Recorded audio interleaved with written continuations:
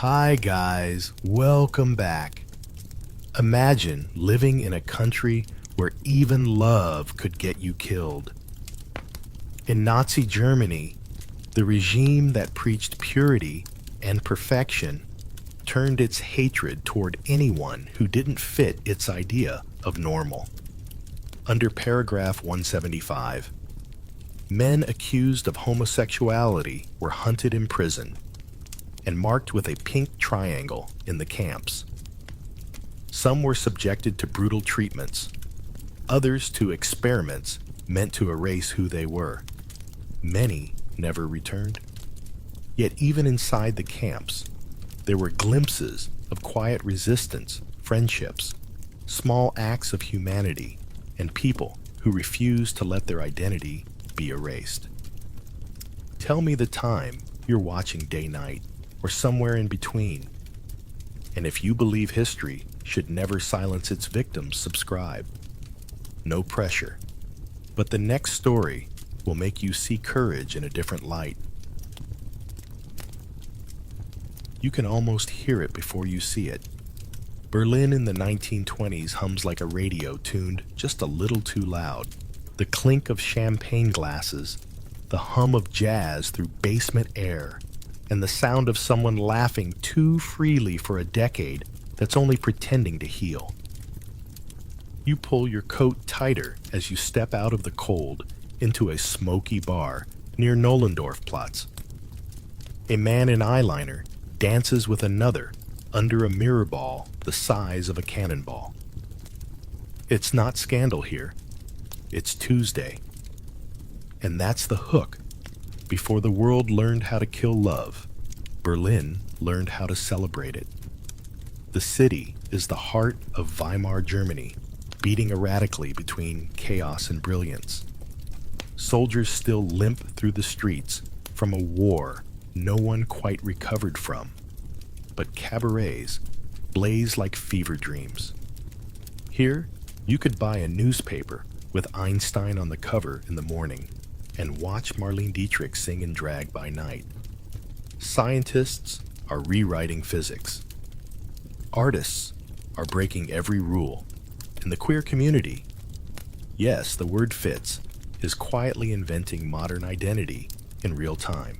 You find yourself walking through the Tiergarten, where lovers stroll under lamps flickering like half-remembered promises. The El Dorado nightclub beckons you next. Its doorman wears lipstick and brass buttons, the symbol of a city that has decided shame is old-fashioned. Inside, dancers sway in silk and cigarette smoke, and everyone from aristocrats to bakers seems to know the choreography of freedom. Men dance with men, women with women, and some with both, because the categories don't seem to matter much when the band plays loud enough. This wasn't just nightlife. It was a social revolution under chandeliers. Magnus Hirschfeld's Institute for Sexual Science, only a few streets away, was the first of its kind in the world.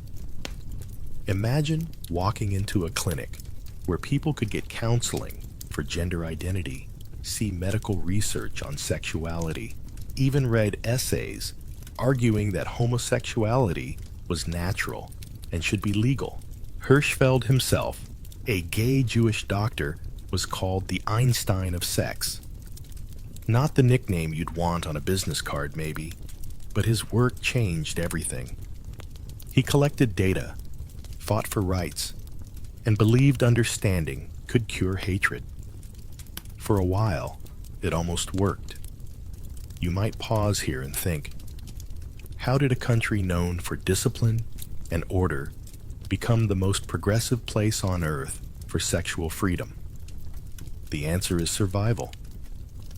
When you've lost a war, your economy and your monarchy's shame starts to feel like a luxury. People wanted to live before they died again. The city was a pressure valve releasing every ounce of repression left from the trenches. But freedom always attracts those who can't stand to see it. Across town, a young man named Adolf Hitler was ranting in beer halls, feeding on the anger of veterans and the fear of moral decay. While you were watching cabaret dancers in silk gloves, he was describing degeneracy in military terms. To him, every kiss in a smoky bar was a threat to German purity. Every publication from Hirschfeld's Institute was an assault on discipline. And when fear finds a uniform, history tends to march in step. By 1930, you could already feel the change. Police raids grew more frequent. The laughter at El Dorado turned nervous, and the Institute's archives were whispered about like contraband. Newspapers began printing words like perversion again. One morning, you might wake up to find that the same neighbors who used to nod at you in the stairwell now cross the street. That's how freedom dies, not with silence, but with polite avoidance. If you've ever lived in a city where a nightclub could vanish overnight, or a law could erase your rights before breakfast, you know this feeling. It's the stomach drop of history shifting gears while pretending it's just another news cycle. And it happened faster than anyone thought possible. You pass by Hirschfeld's Institute one last time. Inside, glass jars hold preserved organs used for research files. Record hundreds of case studies and letters from around the world plead for understanding. It smells like formaldehyde and optimism. You don't know yet that in just a few years, brown-shirted students will storm this place, smash the cabinets, and burn those papers in the street. You only know that tonight, Berlin still belongs to jazz perfume and possibility. Outside, the night freezes over, and you can almost sense something heavy in the air. It's not winter, it's ideology.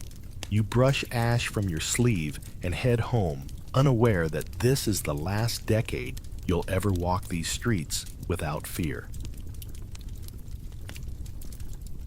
You wake to the sound of paper rustling ordinary paper official letterhead, but it might as well be a gunshot. It's 1933 now, and the new government is obsessed with cleaning up Germany. Somewhere in an office, with a stiff-backed chair and too much cigarette smoke, someone adjusts their spectacles and tightens the noose of language. It's only a few sentences long. Section 175. The German Penal Code, once a neglected clause from the 19th century, has been rewritten. The new version doesn't just punish acts, it punishes intentions. A glance, a letter, a rumor. You don't even have to touch anyone. Just thinking wrong becomes criminal. That's the power of ink. You can erase a life with it. The Nazis call it protecting public morals. You call it survival math. Men burn their love letters, destroy photographs, and marry women they barely know to appear normal. Every neighbor's window feels like an eye. Even if you've never been to a bar, if someone says you have, the law treats that as proof. A wink across a table could be reinterpreted as conspiracy. Have you ever lived somewhere where silence felt safer than breathing? That's what it means to exist under paragraph 175. Before the Nazis' convictions under that paragraph were rare, Hirschfeld and others had made real progress, arguing that desire wasn't a disease. But now, the SS and police have a new mission: to rebuild masculinity, to cleanse weakness. They gather files, old police records, anything that can be turned into evidence. The Gestapo's desk drawers fill with names, dates, addresses. You can't hear it, but behind the noise of marching boots, there's the soft, steady hiss of paper, sliding into folders, millions of small betrayals, stacked neatly in cabinets. You walk past a bulletin board one day, And there it is. Posters showing muscular, blonde men beside slogans about purity, strength, obedience. The message isn't subtle. Germany, they say, will be reborn through manhood, but only one kind. The rest are to be re-educated. The irony, of course, is that the same regime that glorifies male bonding in the army now criminalizes male affection anywhere else. That's ideology. For you, it loves symmetry, but not consistency. Ordinary life becomes theater. You learn to stage everything. Your walk, your voice, your conversations at work. You practice a little frown when someone tells a dirty joke so you don't seem too comfortable. You nod at the right time during speeches about family values, even as your stomach twists.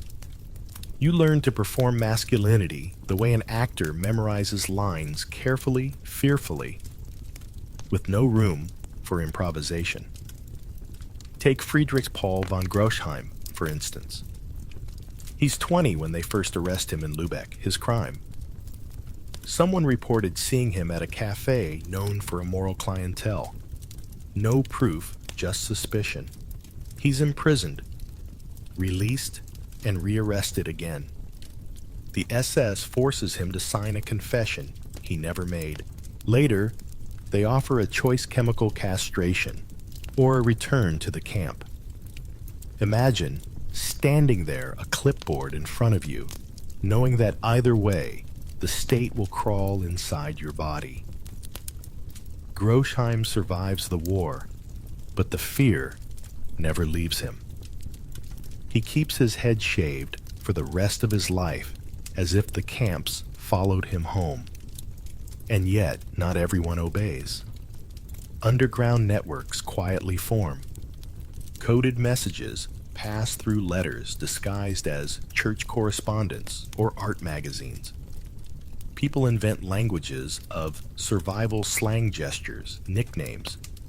You might see a triangle drawn on a napkin, or someone humming a certain tune in a bar to signal safety. Even under the law, humanity adapts.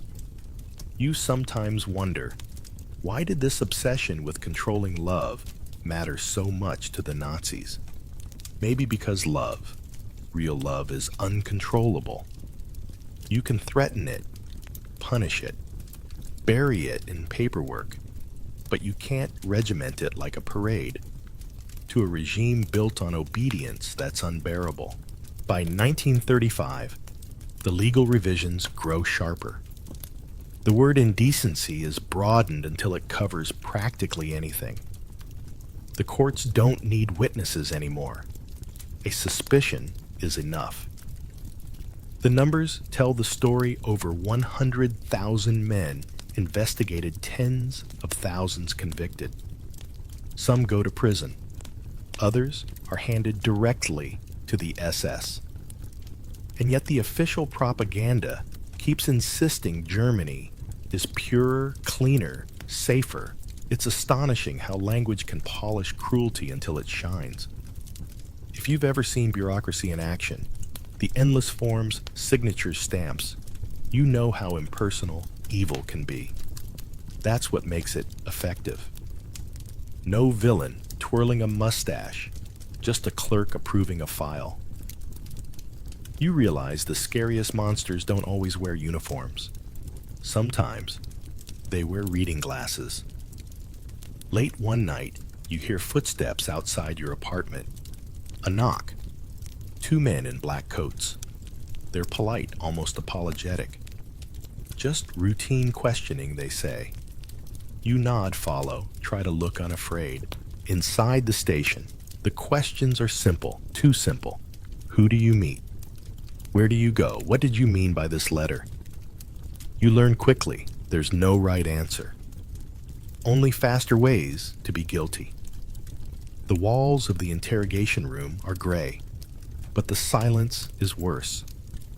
You sign a statement you barely read because they promise you'll go home afterward. You don't. The ink dries, and now You exist only as a number in a file marked with a small pink triangle in the corner.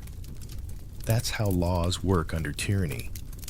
Not as fences to protect, but as nets to catch.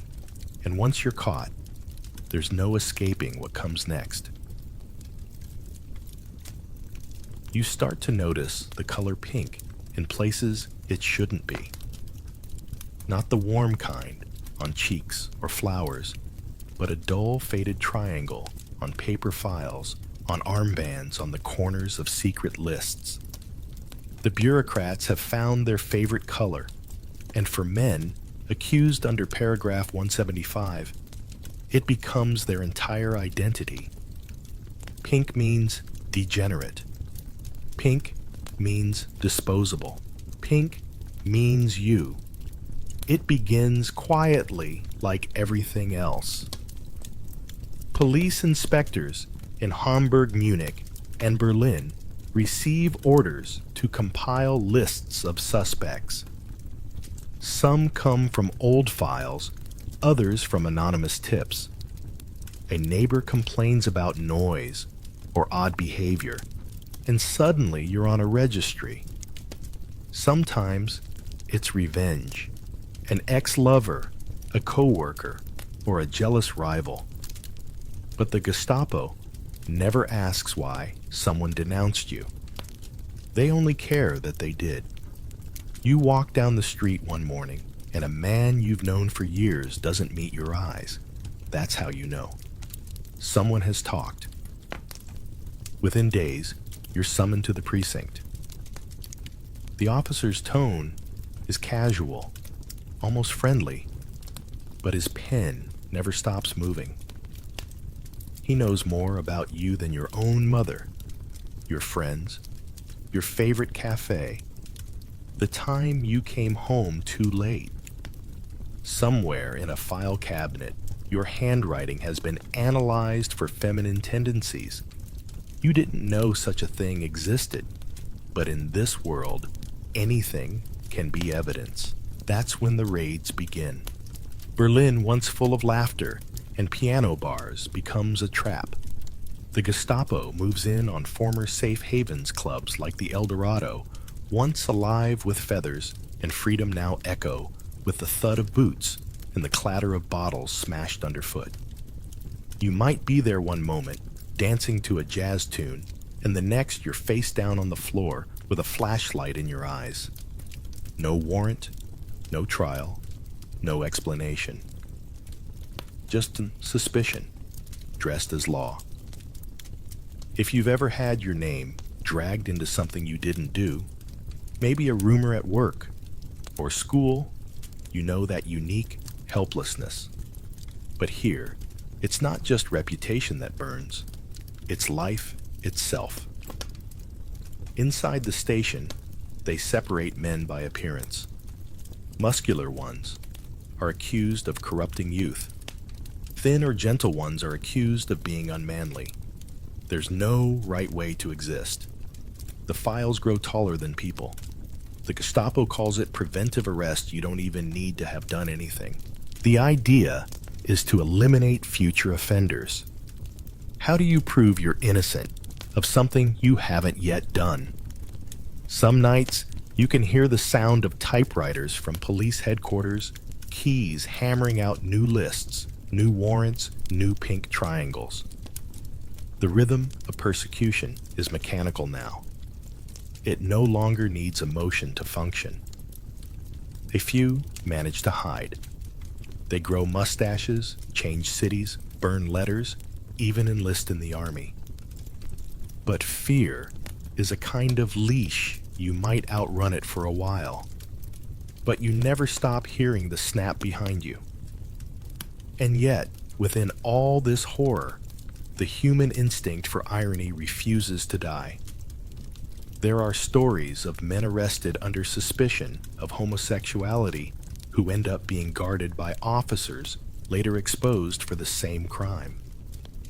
One SS officer was caught frequenting male brothels, but his superiors buried it to protect the image of the party.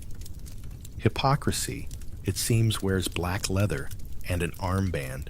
Remember, Ernst Röhm, the stocky, scar-faced head of the SA Hitler's own stormtrooper army.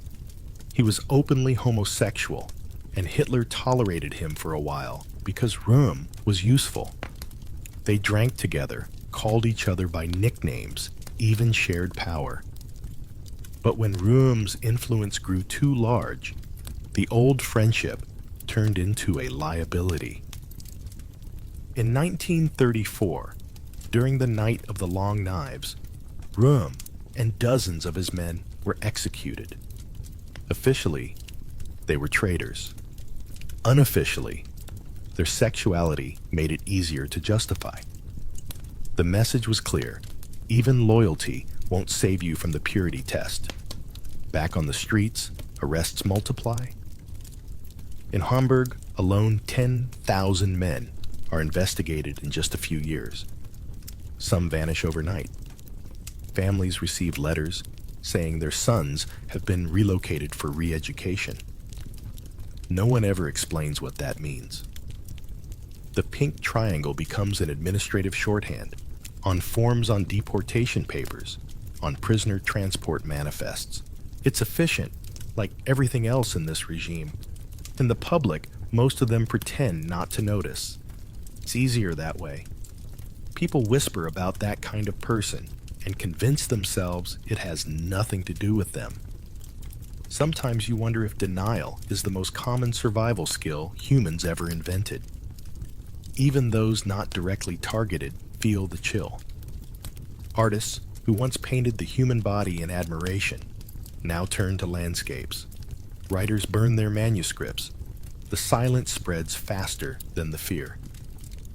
Late at night, you hear a knock on a neighbor's door.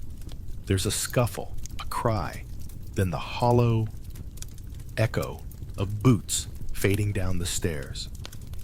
The next morning, the apartment is empty, the nameplate removed. The landlord shrugs. Moved away, he says. Everyone nods. No one asks where. You start sleeping with your shoes on, just in case. A small bag packed under the bed. A note in your pocket with a friend's address, though you doubt it'll matter. The walls seem thinner, now the city smaller. And still the paperwork grows. Files upon files stamped, dated, signed proof that evil doesn't need to shout. It can whisper politely and file in triplicate.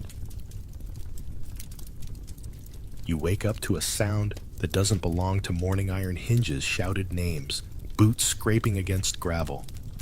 The air smells of ammonia and fear. You've arrived at a place where time doesn't move forward. It folds in on itself. A sign at the gate says, Arbeit macht frei. Work sets you free. But freedom here is a rumor. Welcome to Dachau, your first lesson in industrial cruelty. The pink triangle wasn't just a label, it was a sentence. The guards don't need to tell you your rank in this hierarchy. You can feel it.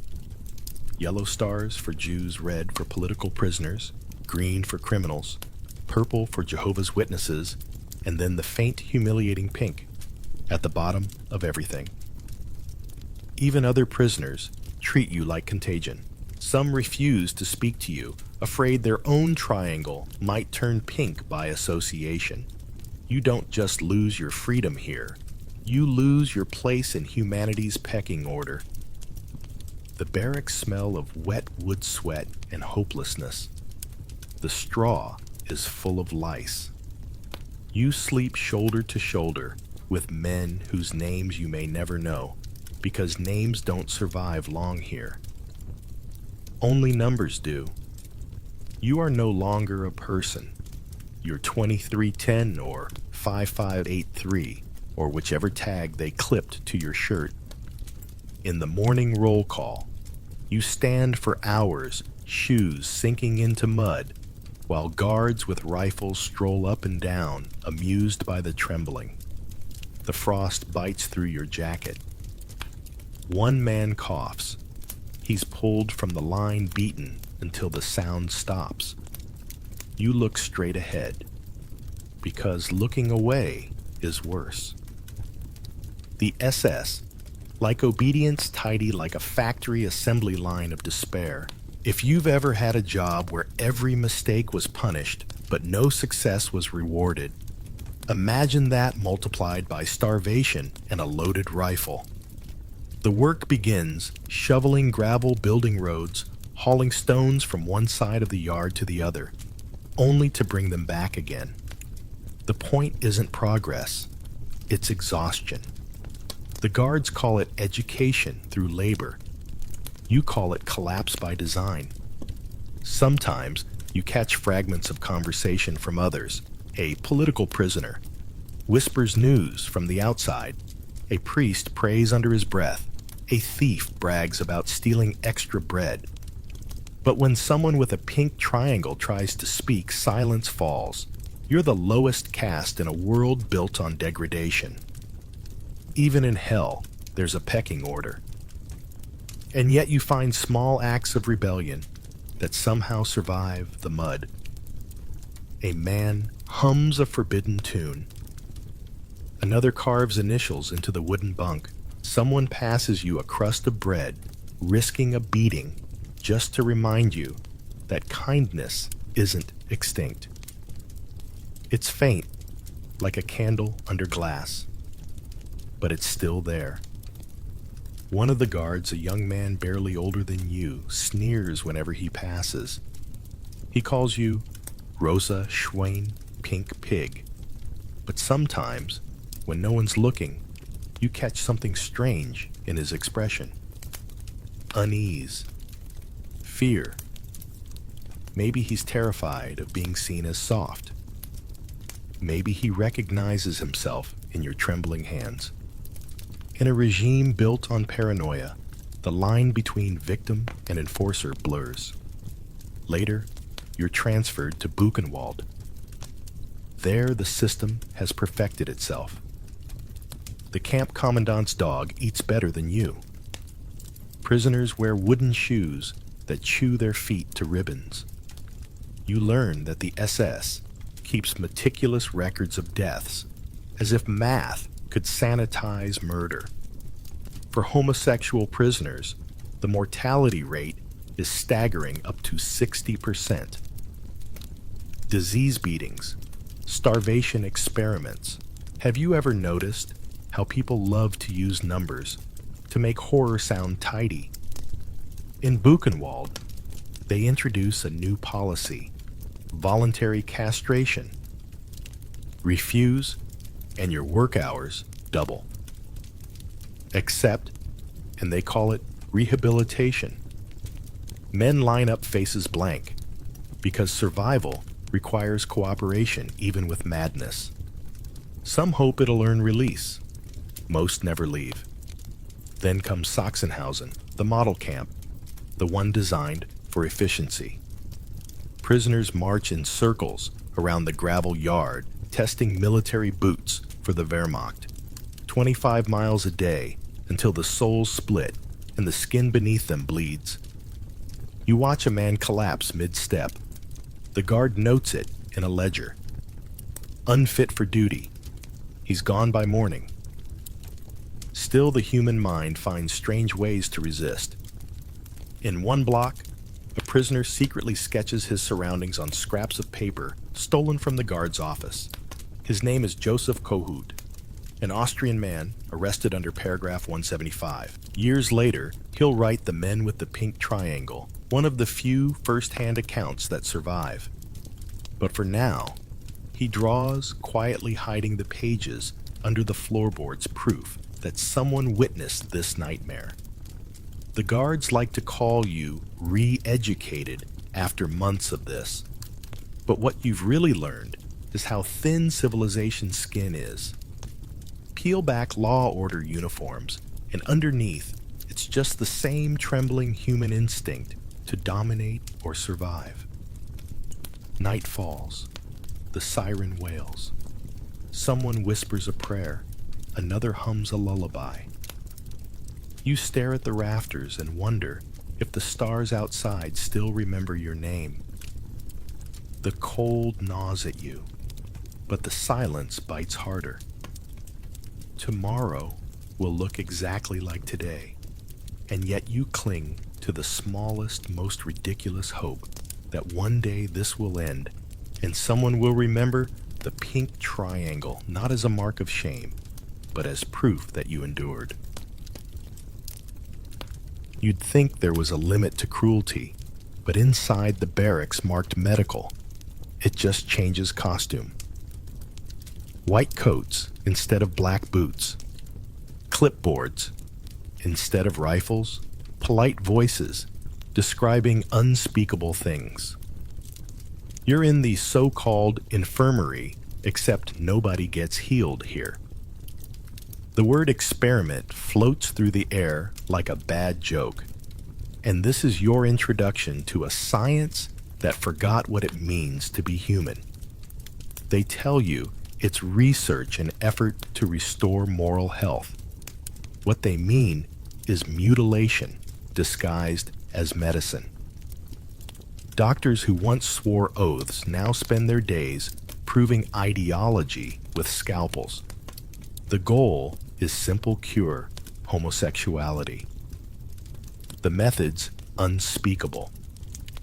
At Buchenwald, Dr. Karl Vernet, a Danish physician working for the SS, claims he's found a hormonal solution. His plan: implant artificial glands that will restore masculine balance. You'd almost laugh if it didn't involve anesthesia, made from alcohol fumes and knives that have seen too many bodies. They cut stitch record, and when the men scream, the guards write non-compliant. The irony is unbearable scientists mutilating men to make them more manly. Across camps, others follow similar logic. Castration is offered as rehabilitation. Accept this operation, they say, and you may go free. Some agree desperate to survive. Others refuse and vanish. Either way, the state keeps its records tidy, treatment administered, subject deceased.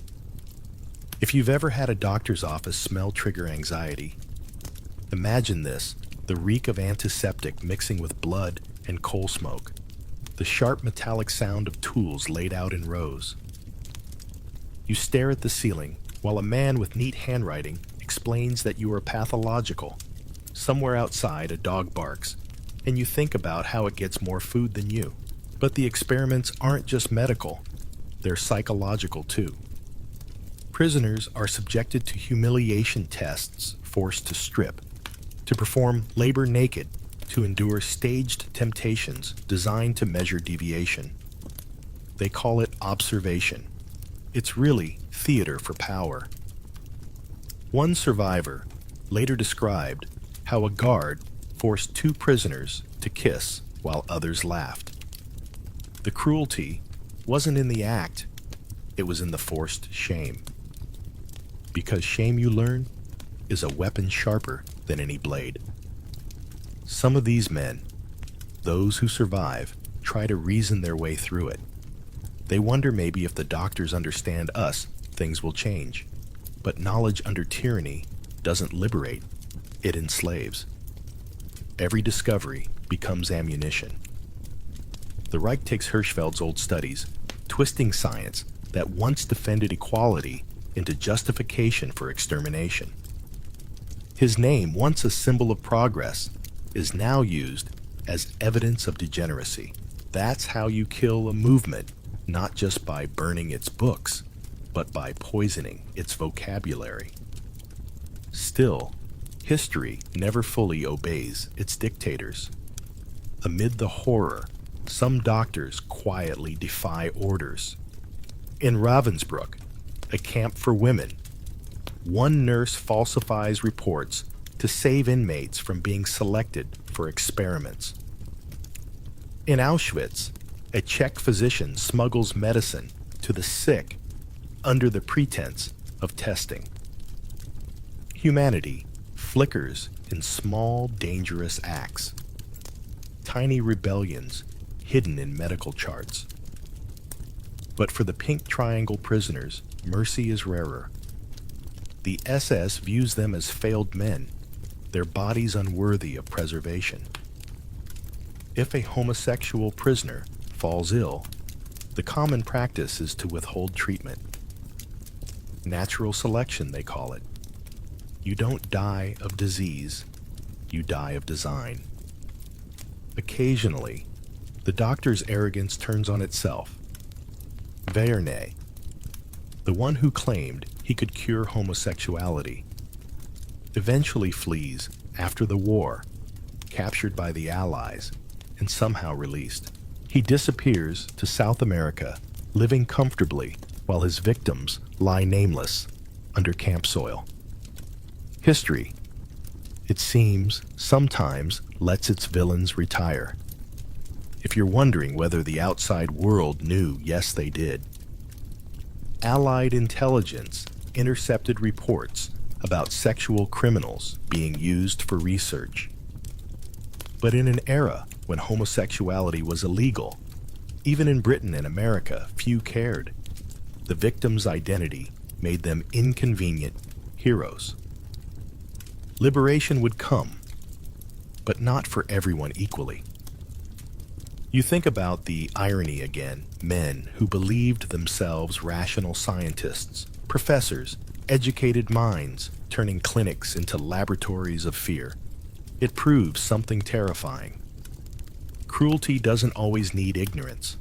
Sometimes it thrives on intellect. One evening, after a long day, hauling bodies from the infirmary, you overhear two SS officers talking. One jokes that at least the experiments save bullets. The other laughs, lights a cigarette, and says, "We'll sterilize the weakness out of the race." You stand there holding a stretcher, realizing you've just heard your death, rationalized as efficiency. At night, the camp quiets. The sky glows faintly orange from distant fires. You lie awake on the wooden bunk, your body trembling not from cold, but from the awareness that you've become both subject and specimen. Every bruise on your skin is an entry in a study. Every heartbeat is a line in a report.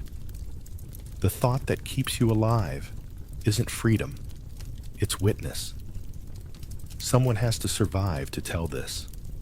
Someone has to explain how a society can turn its smartest men into monsters who mistake torture for treatment. You whisper a prayer to no one in particular, and for a moment, the darkness feels like it's listening. War has a way of exposing hypocrisy, like rust under paint. You'd think, after so much talk about purity and discipline, the Nazi ranks would be stainless. But behind the immaculate uniforms and goose-stepped parades, there are secrets written in glances silenced by fear and hidden behind polished metals.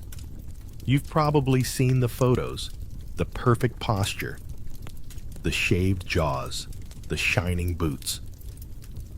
It's almost comical how much effort goes into looking invincible. But power is magnetic. And attraction doesn't stop obeying biology just because ideology says so. Some of the same men who condemned homosexuality by day were sneaking into shadows by night. And in the twisted world of the Third Reich, hypocrisy wasn't a flaw. It was standard procedure. Inside the army, rumors circulate like contraband cigarettes. A sergeant caught exchanging letters with another man is quietly reassigned to the front. Rather than exposed, better a dead soldier than a scandal. An officer accused of inappropriate attachment to his adjutant suddenly finds himself promoted and transferred to a different unit far away from curious eyes. The system knows how to protect its own as long as they're useful. It's strange how power bends morality into convenience. Take the case of Ernst Röhm, once Hitler's closest ally, openly gay leader of the SA. Röhm called himself a soldier of the people, built an army of millions, and believed his loyalty could excuse his private life. For a while, it did. Hitler tolerated him, even joked about his eccentricities. But when Röhm's influence began to threaten the SS, that tolerance turned fatal. On June 30th, 1934, during the Night of the Long Knives, Röhm was arrested, given a pistol, and told to kill himself. When he refused, they shot him in his cell. Officially, it was for treason. Unofficially, it was the first state-sanctioned execution of a gay man in the Nazi hierarchy. You could almost hear the hypocrisy sigh with relief. A scandal neatly tied off, a moral example restored. After Röhm's death, the regime doubled down on its obsession with sexual purity. The irony: the SA and SS themselves were hyper-masculine spaces full of emotional intensity, ritualized bonding, and near-erotic loyalty. Soldiers marched half-naked in formation, bathed together, slept shoulder to shoulder, called each other brother. But if that brotherhood dared to cross a certain line, it became treason.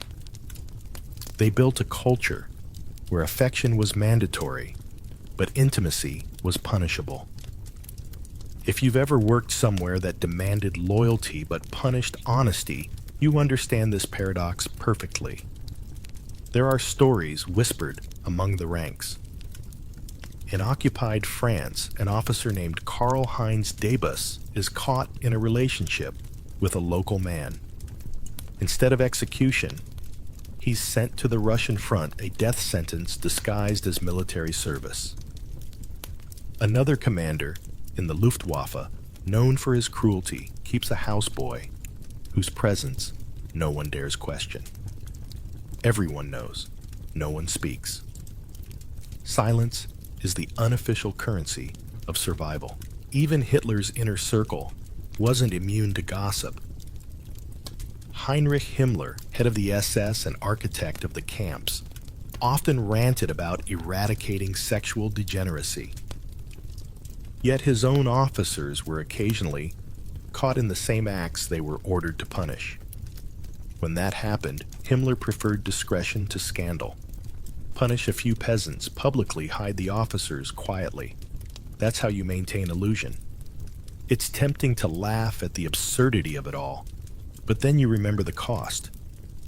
Every act of private hypocrisy among the powerful translated to public punishment for the powerless. Every time a colonel's secret was protected, 10 prisoners in pink triangles paid the price for keeping the system's image clean. One particularly cruel irony is that the Nazi propaganda machine occasionally used accusations of homosexuality as political weapons. Enemies within the party could be discredited instantly with a rumor. Moral corruption became a versatile tool, half moral panic, half office politics. You didn't have to be gay to be destroyed by the accusation. You just had to be inconvenient. Sometimes you wonder whether these men ever saw their own contradictions. Did they notice that their regime depended on the same emotional intensity they claimed and to despise? The Führer himself, surrounded by male companions, photographed with affectionate gestures that would have been illegal for anyone else. It's not just hypocrisy, it's projection on an industrial scale. But inside this contradiction, small tragedies unfold. There are lovers in uniform writing letters they'll never send soldiers who hide coded messages in their journals. Officers who take impossible risks just to spend an hour alone. You imagine one of them, a young lieutenant on night watch, standing under the stars, his breath fogging the air, wondering how something so natural became something punishable by death. War makes everything temporary, cities' lives even shame. The same man who enforces the law today might be dead tomorrow. Maybe that's why some of them, in moments of strange honesty, let a kindness slip through. A guard looks the other way. A soldier shares a cigarette with a prisoner. An order misfiled just long enough to save a life. Humanity flickers briefly through the cracks of discipline. You realize that's what makes this history so haunting. It's not just evil versus good. It's people tripping over their contradictions, trapped in a system that punishes the very desires it quietly cultivates. The uniforms, the speeches, the propaganda, all attempts to drown out the whisper that refuses to die. Love still exists even here. Even in a world where words can kill, whispers still fight back. You wouldn't think rebellion could exist in a place where even breathing too loudly feels dangerous. But resistance under the Nazi regime didn't always carry a gun. It sometimes carried a secret, a poem, or a heartbeat that refused to be edited out of history. By the late 1930s, the machine of fear is running too smoothly. The raids, the camps, the files, they've done their job. Yet beneath that iron calm, people start learning how to live double lives that don't feel like lies. You can't crush an instinct forever. It just changes form. Some resist by surviving. In Berlin, a few brave souls rebuild networks underground. Former cabaret performers meet in private apartments, the music replaced by coded conversations. They exchange information about who's been arrested, who needs food, who's still alive. Messages are hidden inside ordinary letters, masked as shopping lists or recipes. 2 loaves means 2 arrested. Extra sugar means careful, we're watched. You start realizing the human brain is built for encryption when its survival depends on it. Others take a different path. Art. Klaus Mann, son of the famous novelist Thomas Mann, flees to exile and writes The Pious Dance and Mephisto novels that defy censorship with wit and fury. He fills his stories with characters who love the wrong people and dare to exist anyway. Exile doesn't free him from grief, but it gives him a pen, and sometimes that's enough. In Paris, a group of German émigré artists form circles of quiet defiance, painting, writing, and publishing under pseudonyms. They know they can't fight with bullets, so they fight with memory.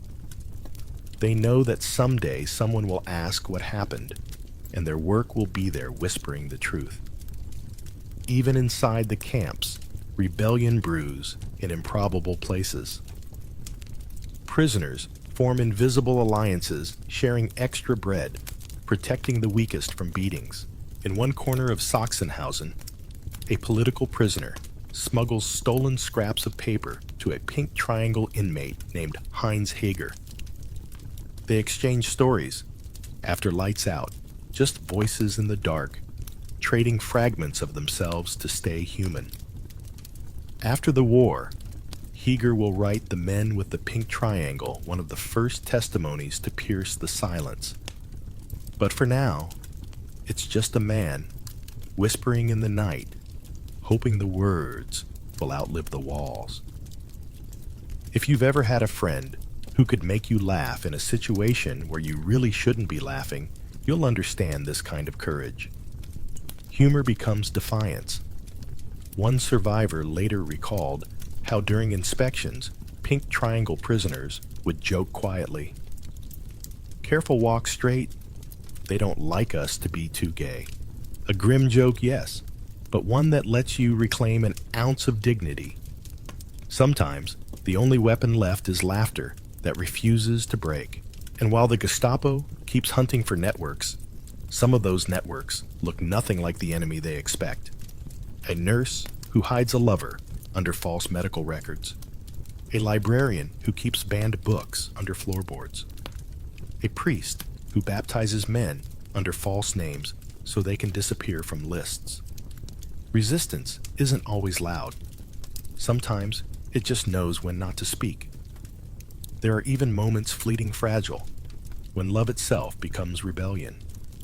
Two prisoners holding hands in the dark for 5 seconds before roll call. A note slipped under a plate. A shared glance that risks punishment, but says, "I see you and you still exist." The Nazis could control bodies, but not that kind of recognition. If you pause and think about it, this pattern repeats through history. Oppression always teaches its victims to speak in code, and later those codes become culture. The secret languages of survival, born in hiding, evolve into the open languages of identity. The very slang the Nazis tried to erase would later reappear in post-war queer communities as symbols of pride, not shame. History is full of these poetic reversals. It's like the universe has a dark sense of humor. And amid all the fear, there are ordinary Germans who refuse to look away. Some hide fugitives in their attics. Others pass messages through church confessions. A few doctors falsify diagnoses to keep their patients out of the camps. These are not the stories that make it into victory parades, but they're the kind that keep humanity's reputation barely intact. In 1944, when Berlin is crumbling under Allied bombs, something strange happens. The police lose focus. Records are destroyed. Some prisoners escape in the chaos. Others are simply forgotten in the paperwork. For the first time in years, luck feels like a form of justice. You can hear the city breathing again. Ragged, but alive. You look around at what's left. Rubble, ashes, ghosts, and realize that the regime that promised eternal order has collapsed faster than any love it tried to erase. Resistance didn't win by overpowering, it won by outlasting. There's an old saying, when survival itself becomes rebellion, every breath is a victory, and by that definition, every pink triangle that still beats a heart has already won. You'd think liberation would sound like music, bells ringing, flags waving, soldiers cheering. But when the gates finally open in 1945, the silence is almost unbearable. You stand in the ruins of the camp, too weak to walk, watching men in unfamiliar uniforms stare back at you with pity and confusion. They call you liberated, you don't feel free. Because, for the pink triangles, liberation came with an asterisk. The Allied troops who stormed the camps were horrified by what they found: skeletal prisoners, heaps of bodies, the smell of ash thick in the air. They rush to help, to feed, to treat. But when they reach your section, they pause. They see the pink on your uniform, and something shifts. The soldiers who just rescued you look away embarrassed. They've been told, you're criminals. You're not counted among the victims. They think you were here for a reason. Imagine surviving hell only to be told you deserve the ticket. Many of the men, released from concentration camps, are immediately rearrested under the same paragraph 175 that sent them there. The Nazis may have fallen, but their law didn't. In fact, post-war Germany, both East and West, kept the same statute for decades. Some survivors are forced to finish their sentences in regular prisons. Others are denied ration cards or housing because their records list them as sexual offenders. Liberation didn't erase the ink. It just changed the stamp. In Hamburg, Friedrich Paul von Großheim, the man who had endured castration, tries to rebuild his life. The police come again, same uniforms, different flags. They confiscate his documents and warn him to stay quiet. The war might be over, but shame still reports for duty every morning. It's a bitter truth the world wasn't ready to see you as a victim. The Allies who prosecuted Nazi officials for crimes against humanity didn't mention homosexual persecution in the Nuremberg trials, not once. There were no witness testimonies, no indictments, no reparations. History skipped a chapter. You survived genocide, but the world decided your suffering was inconvenient to remember. If you've ever been in a group photo where everyone else gets named, but you multiply that feeling by the weight of an entire country's denial. That's what 1945 felt like. Many former Pink Triangle prisoners simply disappear into anonymity. They change names, move cities, destroy old photographs. Some marry women to start over. Others never speak again. A few return to their old haunts in Berlin, finding them in ruins. El Dorado burned Hirschfeld's Institute long gone. Its books turned to ash a decade earlier. What was once a city of freedom is now rubble and silence. And yet, some traces remain. Hidden archives, half-burned letters, faint graffiti scratched into the walls of old camps. Years later, researchers will find them, small scrawls that say, "Ich war hier, I was here." The simplest resistance in the world is remembering your own name. You might think the post-war years brought understanding, but society exhausted by guilt and destruction preferred forgetting. The Cold War needed moral clarity, and queerness didn't fit the script. Governments wanted heroes and victims, not deviants. Even the churches that preached forgiveness couldn't find much to spare for those marked pink.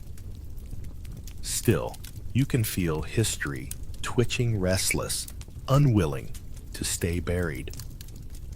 A few journalists begin asking questions. A French survivor writes about the men of the Triangle.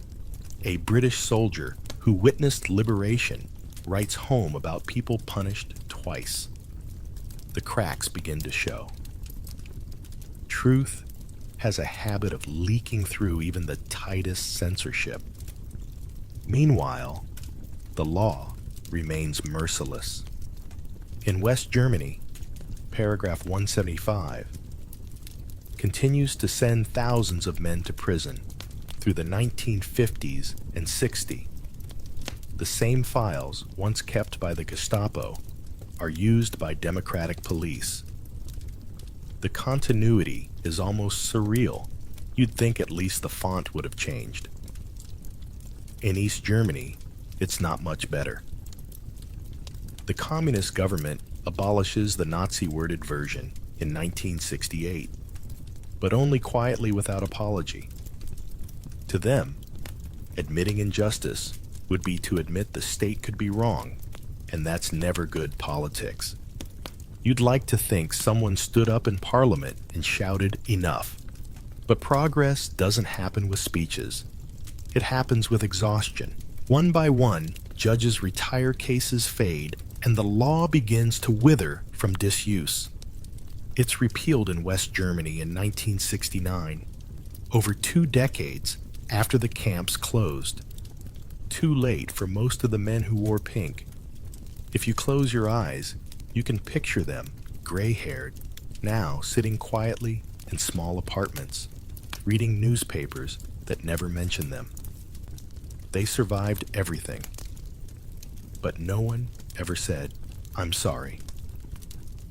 There's a story of one survivor who, upon hearing the repeal of paragraph 175 on the radio, simply muttered, "Well, that took long enough," and went back to making tea.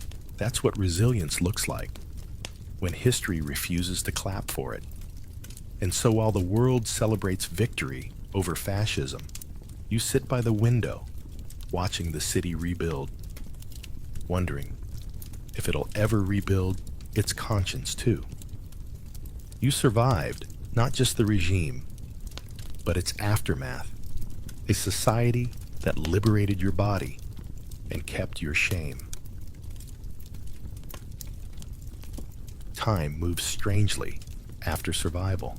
Decades later, when the world finally learns to say Holocaust aloud, your story still lingers in parentheses, half acknowledged, half erased. But history, like grief, has a way of circling back. What was once shame begins to shift pixel by pixel into memory, into symbol. And that little pink triangle the Nazis used to brand you, it starts to glow again, this time from the other side of history. It begins quietly in the 1970s, when a new generation of activists digs through forgotten archives. In West Germany, students stumble across old Gestapo files filled with lists of names, addresses, and dates of arrest. Among the faded stamps and typewriter ink, they see something no one had dared to touch for decades: the pink triangle. To them, it isn't a warning anymore. It's evidence, proof that love was persecuted long before it was celebrated. They start wearing it on their jackets, on pins, on banners. What once meant outcast now means alive. The symbol travels fast. Across the Atlantic in the United States, gay rights marches in San Francisco and New York adopt it as a badge of resistance. Never again, they say, not as an echo of someone else's tragedy, but as a continuation of their own. By the 1980s, during the AIDS crisis, it becomes a rallying cry. Posters show a pink triangle pointing upward with the words "Silence, Ixoi, death." The world may not have listened in 1935, but it will listen now, even if it has to shout. If you've ever repurposed an insult, turned mockery into armor, you'll understand this reclamation instinct. The pink triangle's rebirth isn't just symbolic, it's revenge through meaning. It's history, refusing to stay polite. Back in Germany, historians begin reopening cases, interviewing survivors who've been silent for 40 years. Joseph Kohout, who once sketched camp life in secret, publishes his memoir. Heinz Hager, another survivor, speaks publicly for the first time. Their testimonies are raw, shaky, and often dismissed. Some journalists call them exaggerations. But words once spoken have a stubborn way of surviving disbelief. Museums slowly begin to correct their exhibits. Memorial plaques appear at Buchenwald Sachsenhausen and Dachau, finally mentioning the men marked with pink. Tour guides, for the first time, speak their names aloud. It's a small victory. No parades, no medals. But at least now, when tourists point at the triangle, it comes with context, not disgust. And yet the healing isn't tidy. For many survivors, recognition comes too late. They're in their 70s or 80s, some dying in poverty, when journalists finally knock on their doors. Imagine carrying a secret for half a century, only to have a microphone shoved in your face when it's almost over. Some agree to talk, others close the door politely and go back to their tea. Forgiveness doesn't always need an audience. In 2002, 57 years after the war, Germany finally annuls the convictions under paragraph 175. The government admits it was wrong. Too late, but not meaningless. The justice system that once branded men as criminals now calls them victims. Official apologies follow from presidents, chancellors, and even church leaders. Each statement feels like a drop in an ocean of silence. But it matters because someone somewhere is listening. Outside the Reichstag, a monument rises, a triangle of pink granite embedded into gray stone, pointing upward toward the sky. On a screen inside, a video loops endlessly, two men kissing, gentle and unashamed. Tourists stand quietly watching. Some look uncomfortable, others smile. You can almost feel time folding in on itself, the same symbol that once condemned now sanctifies. If you ever wondered what historical irony looks like, it's that kiss. The memory of the pink triangle spreads far beyond Germany. In Amsterdam, the Homo monument takes shape in 1987. A vast pink triangle carved into the canal-side pavement. Its 3 points face the past, the present, and the future. Visitors leave flowers, flags, and letters. Some are from people who lost lovers to AIDS.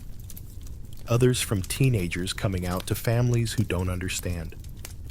The monument listens to them all equally because pain doesn't expire with the calendar. You might notice something about all this, how remembrance keeps evolving.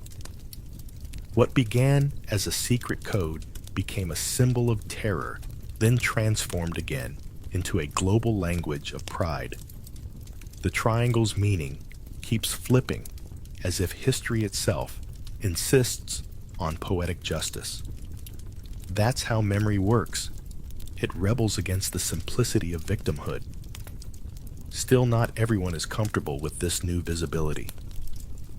For decades, survivors were told to move on, to let the past rest. But the past doesn't rest. It lingers in gestures and laws, in inherited silence. Every time a student learns that gay men were among the victims of the Holocaust, the world becomes slightly more honest. That's all history ever asks for: honesty. You think of Hirschfeld again. His institute burned in 1933, his books thrown into the flames. Somewhere in those ashes lay the phrase he once wrote: "Love is as varied as people are." The Nazis tried to erase that sentence, but it outlived them. It appears again, decades later, on protest signs on university syllabi, on the walls of queer cafes in cities rebuilt from rubble. And maybe that's the quiet miracle of it all, how something so small, so fragile, keeps surviving. A triangle, a word, a memory. Proof that even when history burns the paper, the meaning seeps into the smoke and waits to be inhaled by whoever breathes next. The ghosts never left. They just learned to whisper through symbols. You close your eyes and realize how long the echo of one law, one triangle, one silence can last. The war ended 8 decades ago, yet the air still hums with its aftershocks. You can hear it in how people talk about difference, about shame, about who gets to be remembered. History, it turns out, isn't a museum. It's a mirror, and every generation has to decide whether to look away or look in. You think back to that Berlin bar in 1929, full of laughter and perfume. Back to the Institute's glass jars, the files stamped in pink, the camps, the files again, the slow rediscovery. Everything loops the freedom, the repression, the rediscovery. Like a melody, history can't stop replaying. It's easy to imagine that all of it belongs to another era, to black and white photos and grainy documentaries. But the line between then and now is thinner than we like to admit.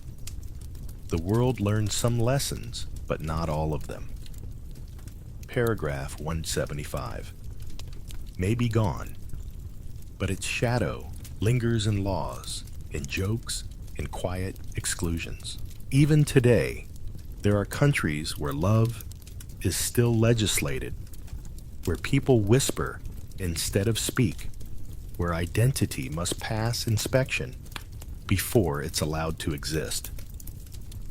The uniforms have changed, but the logic feels hauntingly familiar. When you see pride parades met with hostility, or politicians invoking morality as if compassion were contagious, it's the same ghost wearing a new suit. If you've ever stood in a crowd during a protest and felt the strange blend of fear and belonging, that electricity that runs through the body when you realize the crowd might be small, but the history behind it is vast, you know what those survivors must have felt when the pink triangle rose again.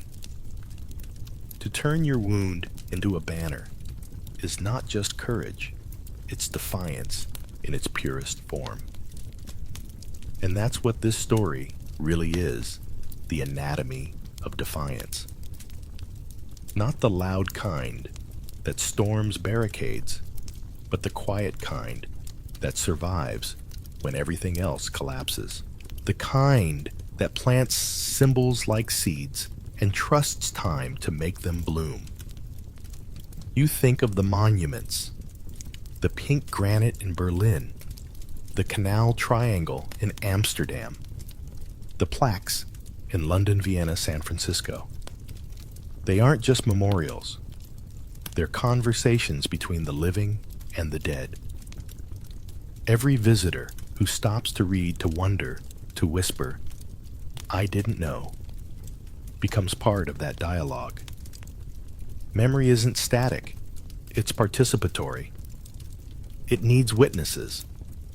Maybe that's why bedtime history matters, not because it helps you sleep, but because it keeps you awake in the right ways. The kind of awake that notices patterns, that recognizes warning signs, that hears a speech about purity, and remembers how those words sound when set to marching boots. Some nights, the past feels like a long train tunnel with no end in sight. But if you listen carefully, there's also a rhythm, the steady pulse of survival. Every person who dared to love when love was forbidden added one more beat to that rhythm. Every laugh in a dark bar, every poem smuggled through a letter, every kiss stolen in the shadow of a guard tower, it all adds up to proof that cruelty can't outlive compassion forever. You imagine walking now through Berlin, the same streets where it began. The cafes are full again. The laughter returned. There's a rainbow flag hanging outside what used to be a police station. A drag performer singing under a neon sign near Nollendorfplatz, the same neighborhood once rated for moral indecency. Time didn't erase the story. It rewrote it. And if history has a sense of poetry, this is it, the same country that once jailed men for love now lights its government buildings in rainbow colors every June. The same language that once called them degenerate now has words for every kind of identity imaginable. That's not perfect justice, but it's evolution. And evolution, unlike ideology, doesn't march backward. As you lie there, eyes half closed, you realize you're not just listening to the past, you're carrying it. Every time you say someone's name, every time you refuse to let a story vanish into polite silence. You're doing what those who came before couldn't, turning survival into legacy. So, when the night feels heavy, remember the pink triangle, not as a scar, but as a compass.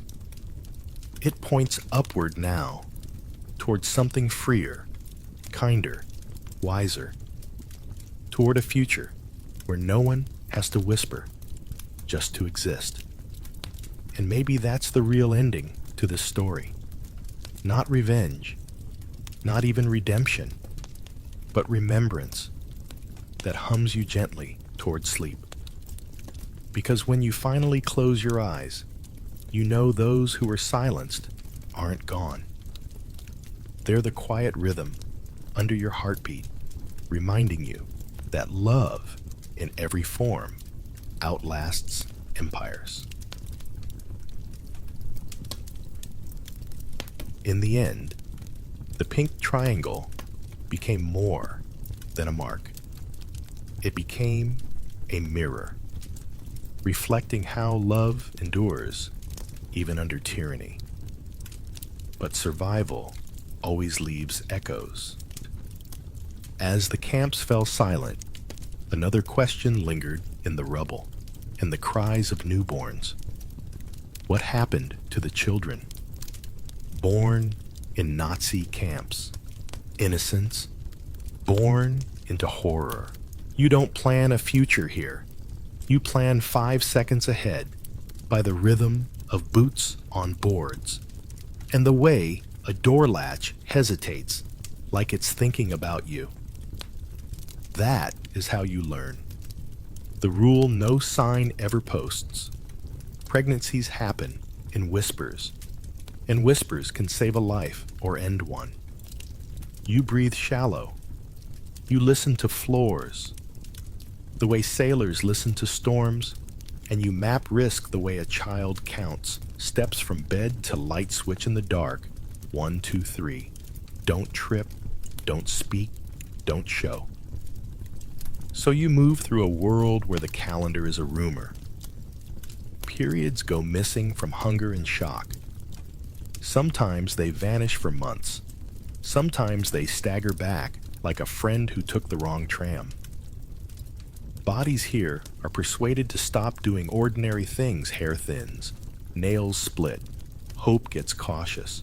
And yet, despite starvation, fear, and the blunt machinery of policy, pregnancies appear because biology is stubborn, because intimacy still finds unlikely corners, because assault is real, because a husband and wife are processed into the same labor camp for a blip of days before separation, because someone was married in another universe that used to be called home, because time is cruel and generous at once.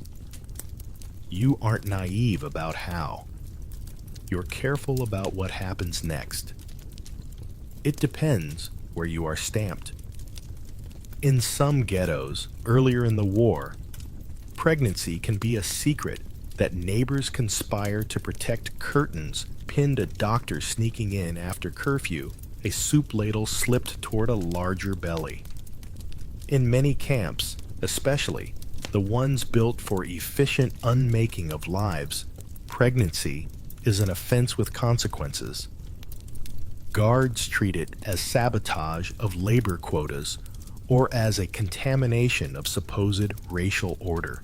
Rules vary by moment, the kind of inconsistency that makes you flinch at new notices.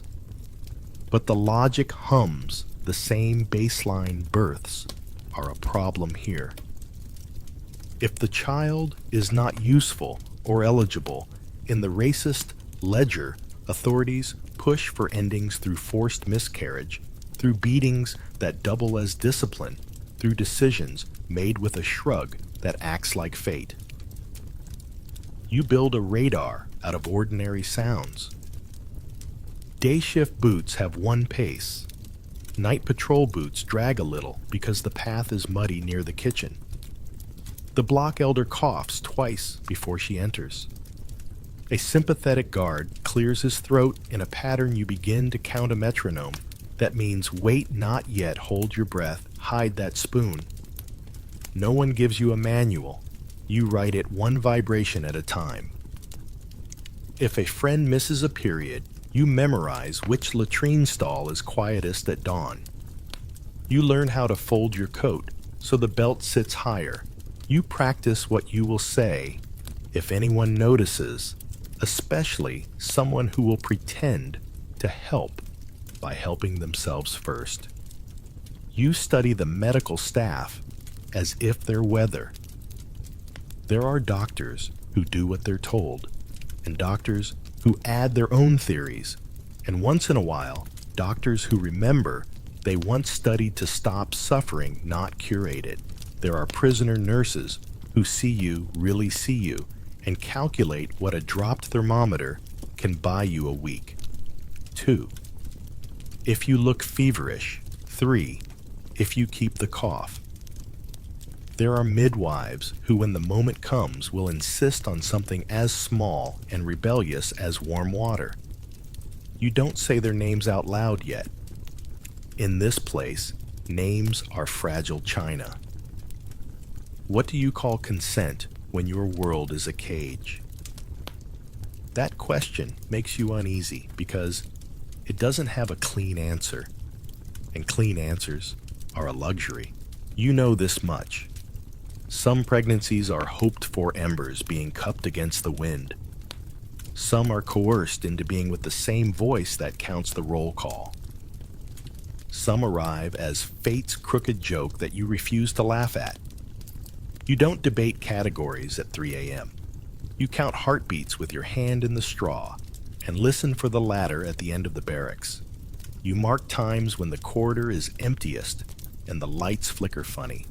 How even cruelty still has maintenance failures, and you plan the next careful day. Facts. Because you promised yourself not to float away in certain camps, orders explicitly forbid births. In others, guard practice amounts to the same. In places like Auschwitz or Ravensbrück, the line between medicine and policy blurs until it feels like an eraser taken to a face. Pregnant prisoners have been forced into procedures that pretend to be clinical and are actually administrative, can't work, won't eat, won't live.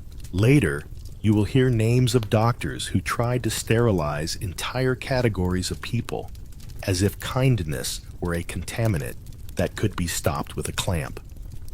For now, details are not later. They are corridors' keys, and who's on duty. Sometimes, irony shows up wearing a clipboard. A woman classified as valuable for labor may be examined more carefully, not less, because someone has plans for her hands to keep washing and weaving and hauling. You watch how a belly can be a ledger item, overhead liability, a bitter arithmetic, rather than a life that might one day ask for a bedtime story about a tree. You notice how guards talk about costs, never futures, and you file that away as a clue for survival talk in their language, when you have to then switch back to your own, when you're safe under a blanket that smells like damp rope. You practice humor the way soldiers practice field dressing, quick, useful, not fancy. If a friend worries that the ration bread is shrinking, you deadpan that the loaves are on a diet and will bounce back by spring, leaner, better at running. Someone snorts. The laugh is small, but it keeps the air from pinning you to the bed. Humor isn't denial. It's a folding chair you set up in a storm so you can tie your shoe. You ask a question you already know the answer to. What's the worst that can happen if I sneeze while the deputy is counting spoons? Because the performance of ordinary worry is safer than the admission of fear about the other worry. There are calculations you hate yourself for making, but you make them because pretending not to is a luxury you don't own. If you suspect you are pregnant, you inventory allies who can distract, who can fake a fever chart, who owes you a favor that you never intended to call in. You make a second map of risks. Who gossips, who reports for extra soup, who seems kind, but is actually lonely enough to trade your secret for 5 minutes of being noticed. You are not cruel.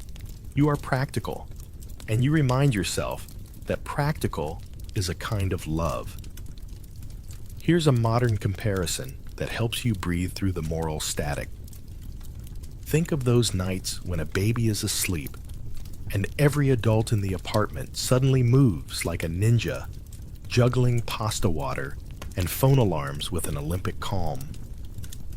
Now, shrink the apartment to bunk beds and a single pail. Swap the phone alarm for a guard's shadow under the door. The choreography is the same. Keep the tiny world calm. If you've ever tiptoed around Sleeping Hope, you already understand half the skills this place demands from you. The other half is timing. And timing is a craft you learn because there is no alternative. Interactive check-in. Because talking back to a story can steady your hands.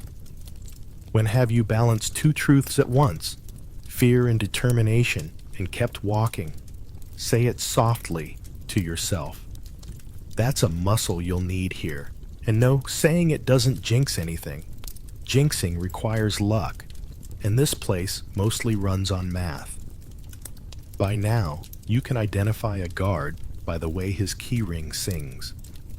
You know the nurse who averts her eyes on principle, not indifference. You know where the floorboards don't complain if you carry water at night, and you've taught 3 people the trick of wrapping the ladle in cloth to dull the clack. It's a small repertoire, like a street musician's loop pedal. A handful of reliable notes that can make an hour pass without incident. You nurture this repertoire as if it were a garden that grows only in the dark. You also keep a private glossary. Allow here means ignore for now. Punish mean notice at the wrong time. Doctor can mean collector of numbers or keeper of breathing. Selection is a word that tastes like metal. Noise is risk. Silence is also risk. You learn to choose the right decibel for each hour, like a cook choosing the flame. And under it all, your body keeps moving forward with the dumb, holy stubbornness of a plant lifting through concrete, which is either an insult to concrete or a compliment to the plant. Pick the version that helps you stand up. When you finally admit to yourself, yes, it's real. Yes, it's possible. Yes, it's happening. You don't say it to anyone right away. You say it to the wall, to the straw, to the rhythm of boots that somehow didn't stop you from being a person with a timeline. The wall doesn't argue. The straw doesn't advise. The boots keep time. And you step into the next small problem to solve how to keep this knowledge from becoming somebody else's decision. The next steps will require hands that know more than you do, and you already know which hands you trust to lift a blanket without rattling the world. The hands you trust belong to women who should have retired from miracles long ago. You meet them by accident, or maybe by quiet design, because someone coughs the right way at the right time, or because you hand over a chipped bowl and she sees more than soup in your face. Barrack midwives, they call them, though the title is generous and the tools are not. Imagine a hospital stripped of walls, of instruments, of anything sterilized except courage. That's what these women run maternity wards made of straw, a shoelace, and a prayer. They come from everywhere. Some were nurses before this, others housewives, who once learned from their mothers how to boil water and breathe through contractions. A few still remember the clean white smell of antiseptic and flinch when the memory hits because here the only antiseptic is frost. You'd think they'd be too tired to care, but somehow the body remembers its profession. One of them, perhaps her name was Stanislawa, hides a sliver of soap like a holy relic. When it's her turn on duty, she scrubs her hands with it, as if the act itself might conjure decency back into the world. The clinic is a corner behind a hanging blanket near the latrine, a place that smells like everything but life. The straw floor crunches underfoot, damp and unreliable. Someone has torn strips from a sheet.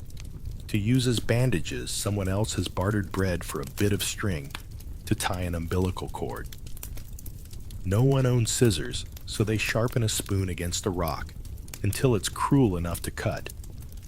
Every sound has to be quiet enough not to travel through the boards, the whimper of the mother, the grunt of effort, even the newborn's instinctive cry. It's a strange theater of silence labor, performed like a secret opera, where every gasp risks an audience you don't want. You wouldn't believe it, but laughter sneaks in sometimes. One woman in labor bites down on her sleeve, and afterwards, still panting, she mutters that the baby owes her 2 teeth. The midwife grins a flash of irony under the bare bulb and says he'll pay back with smiles. They share a look like conspirators. For a moment, the camp is irrelevant. It's just 2 women and an ancient rhythm of pain and reward. These births aren't supposed to happen. Officially, they don't. But the midwives keep records in their heads. They remember dates, initials, scraps of lullabies. One even carves tiny notches into the underside of a bunk, one for each child who took a breath here. The marks look random to outsiders' wear and tear, but you know better. It's the closest thing to a census of defiance. Sometimes a doctor from the infirmary finds out. The results vary. A few pretend not to know, busy with paperwork that conveniently looks the other way. Others storm in with orders from higher up. No infants allowed unproductive mouths, as if life were an item on a ration list. Those are the nights when you learn what real composure looks like. A midwife stands between the official and the mother blocking the view, pretending to rearrange bedding. She speaks in clipped German, calling it a false alarm. Her hands are trembling, but her voice doesn't. Once the danger passes, she collapses for a second, then goes back to folding blankets. If you think that sounds heroic, it is, but it's also everyday work here. The word hero is too fancy, too cinematic. These women aren't waiting for medals. They're waiting for dawn to see who survived. They calculate the odds with a realism that makes accountants look sentimental. For every baby born, another disappears before the next roll call. Starvation, cold disease, sometimes simply bureaucracy. Still, they keep doing it. You ask one, why, and she shrugs. If I stop, it's one more piece of the world gone. Now and then, a child lasts more than a day, tucked into a drawer or hidden beneath a nurse's apron when inspections come. The midwives invent lullabies that sound like coughing, so they can hum without suspicion. If you listen carefully, you can catch fragments, nonsense syllables, names disguised as rhythm. It's eerie and comforting all at once, like ghosts rehearsing for a life they might still get to live. Have you ever held a secret so fragile that it made you afraid to breathe? That's what it feels like here. You watch the women cradle each newborn as if touch alone could build a future, whispering the first and maybe last blessing these children will ever hear. There's no cradle, no baptism, no registry, only a warm hand and a name murmured once to the straw. And names matter. Some prisoners believe that as long as a name is spoken, even softly, the world can't entirely forget the person attached to it. Outside, the world still measures worth in quotas. Inside this improvised ward, worth is measured in breaths. The contrast is absurd and sacred all at once. A woman who has spent the day hauling stones now leans over a baby she may never see again, tracing its cheek with the back of her cracked finger. You've seen similar gestures in maternity photos back home, filtered, framed perfect. But here, the lighting is a single candle, and the photographer is history itself watching quietly. Sometimes, the midwives barter with guards a twisted negotiation. If you let her rest one day, she'll return stronger. If you don't report it, you can claim extra rations for the block. The guards accept not out of compassion, but convenience.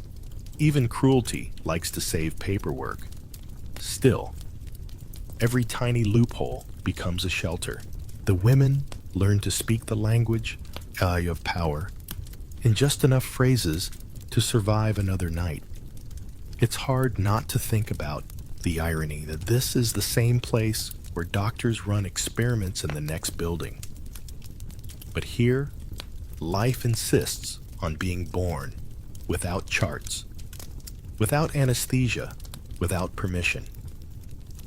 The same hands that stack corpses also somehow bring babies into the world. It's an unbearable contradiction that somehow balances on the tip of a spoon. And yet amid all of it, you notice how the midwives still carry themselves with a trace of pride.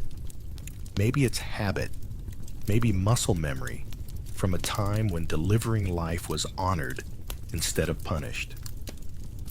One hums an old lullaby under her breath, a Polish tune maybe, and for a moment, it feels like the camp air softens. The lullaby drifts past the bunks, over the heads of women pretending to sleep, and settles somewhere near the ceiling, like a stubborn ghost refusing to leave. Later, someone will remember that song decades after liberation.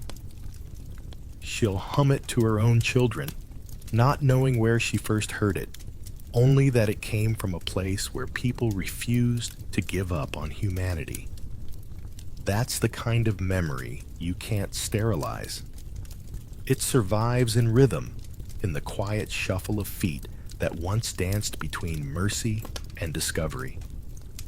And so, when the next contraction starts in the shadows, the midwife wipes her hands, straightens her back, and takes her place again. A conductor of an orchestra no one else can hear. You catch her eye and understand the unspoken rule of this place. There is no end. Only the next breath, the next cry, the next impossible task that must be done quietly, perfectly, invisibly. The next breath doesn't sound like relief. It sounds like a gamble. Because after every hidden birth comes the moment no one wants to face the selection. Not the one shouted on parade grounds with soldiers and sticks, but a quieter, colder one where infants are weighed against ideology. You don't get to prepare for it. You hear about it in whispers that move faster than rats, who was taken last night, whose bunk is suddenly empty, who said the wrong word at the wrong time. You might think selection is a process, but really, it's improvisation dressed up as policy. A doctor, or sometimes a guard pretending to be, one decides whether a newborn belongs. belongs to what you ask, to a fantasy of bloodlines, to a list of measurements, to whatever mood the officer happens to wake up in that morning. One glance can sentence or spare, and it's not based on medical need. It's based on a myth scribbled into law. You stand nearby pretending to scrub floors as two women clutch their newborns. The air is thick enough to chew. The officer steps closer, expression casual, as though choosing between apples. "This one stays," he mutters. "That one goes." The words are light, almost bored, but the room tilts. The chosen mother clutches her child tighter, guilt flooding faster than relief. The other one doesn't scream. She just closes her eyes.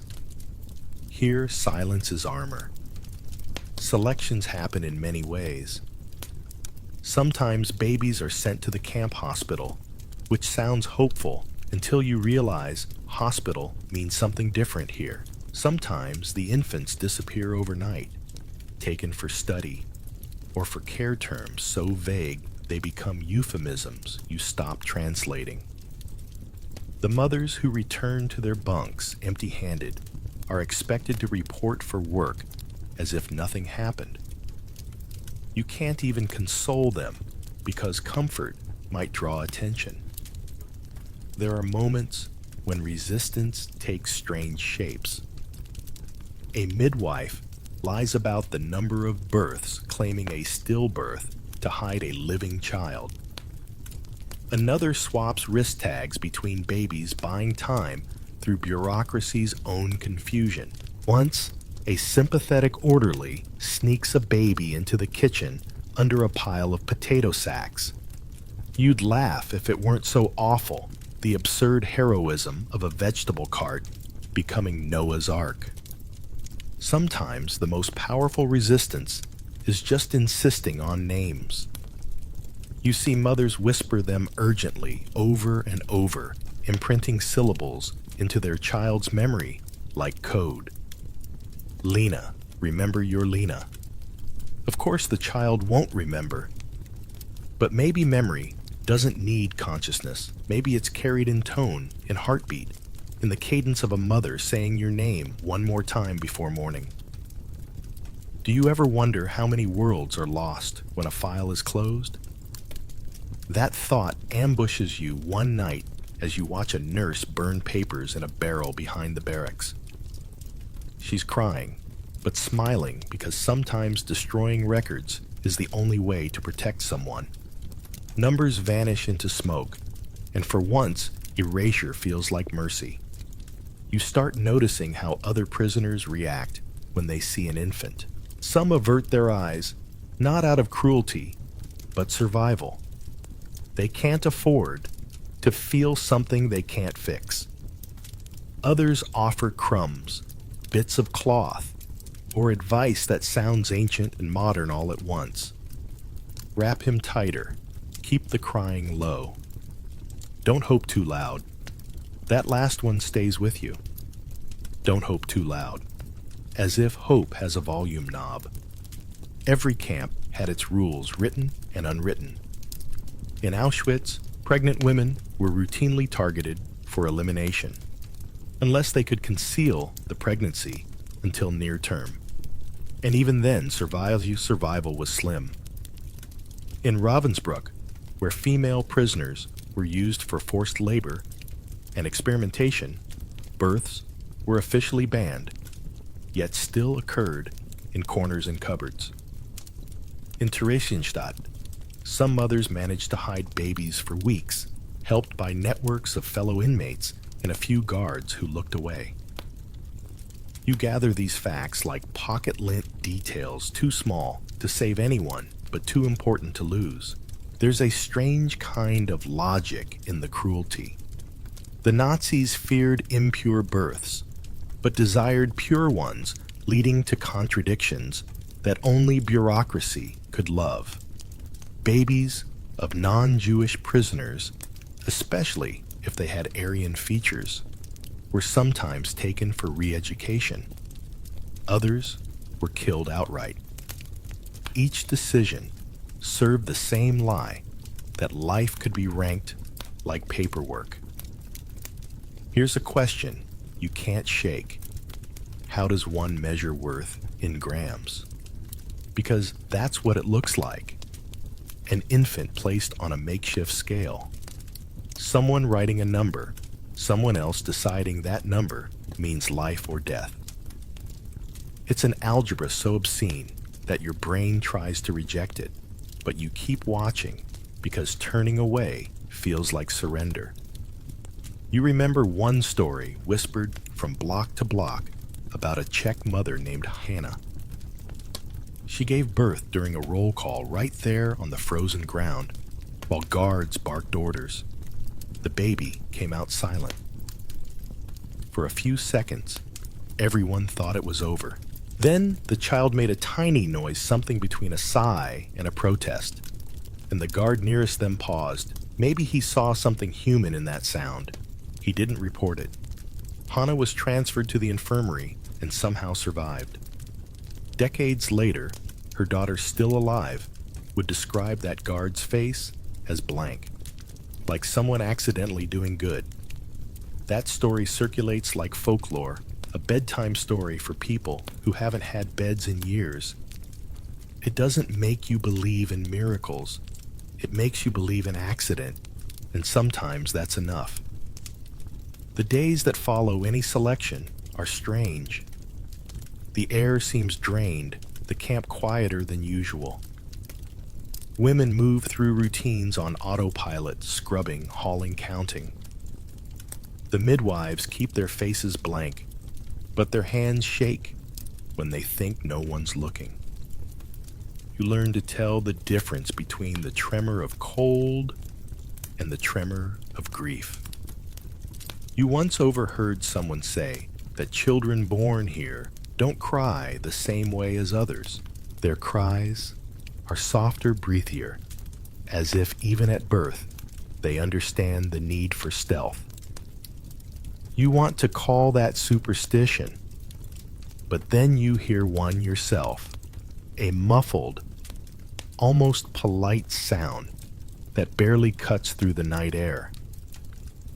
It's not weakness, it's adaptation. Even newborns, it seems, learn the rules fast. Modern thought experiment. Imagine a maternity ward where the lullaby playlist is replaced by silence, where every machine must be muted, where hope itself is contraband. That's this world in miniature. It makes you realize that survival isn't a single act, but a series of quiet negotiations, each one buying a few more minutes of possibility. And through it all, you notice the rhythm. Women helping women, guards choosing apathy over malice, for a heartbeat time stretching thin but not snapping. The system is designed for despair, yet despair never quite monopolizes the place. There's always some small exchange, bread for bandage, glance for glance, that insists life hasn't fully agreed to the terms. The selections never stop, but neither does the defiance. You watch a woman carry her infant to the latrine during inspection, pretending to wash laundry while the baby sleeps inside a bundle of rags. Her face is expressionless, but her hands move with precision that feels like prayer.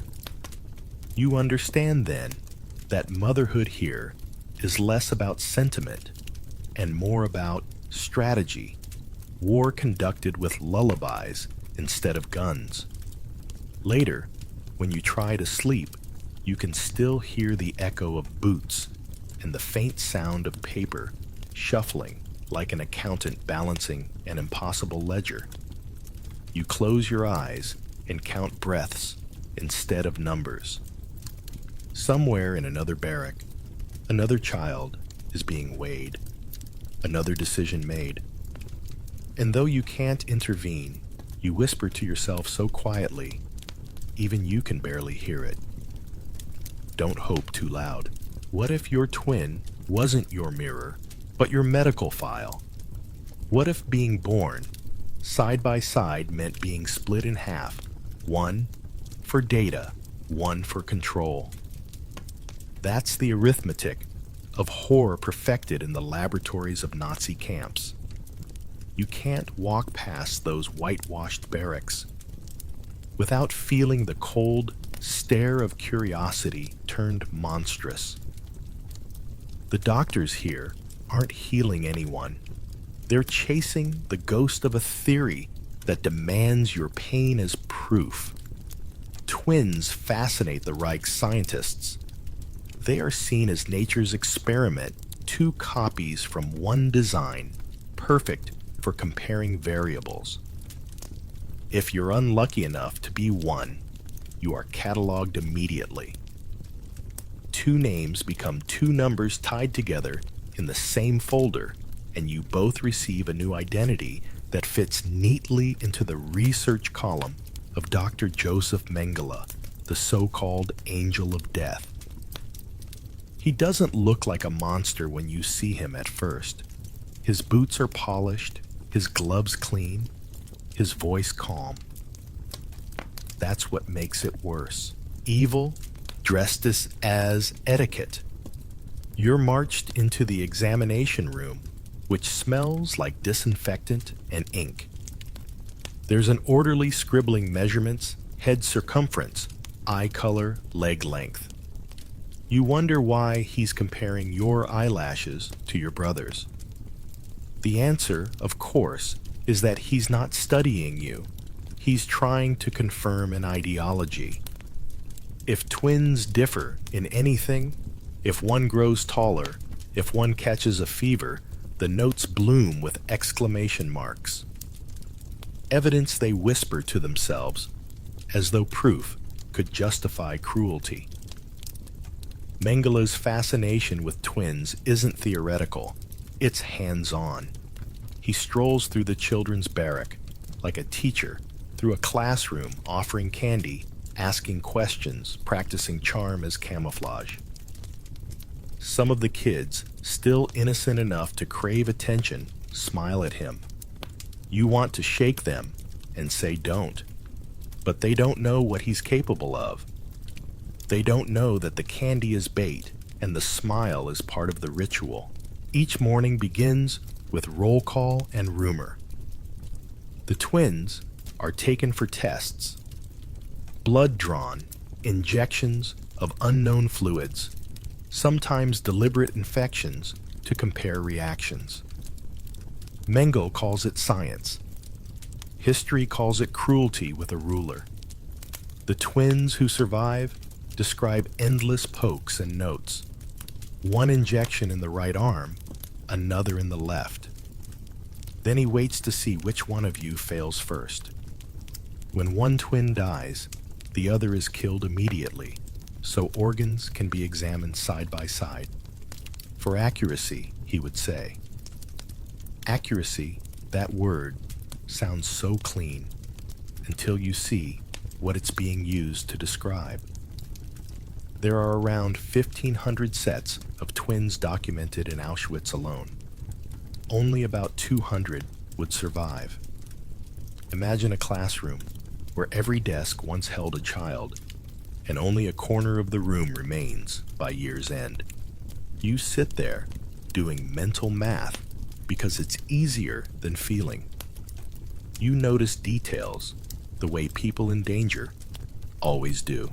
Mengele's boots always click twice before the door opens.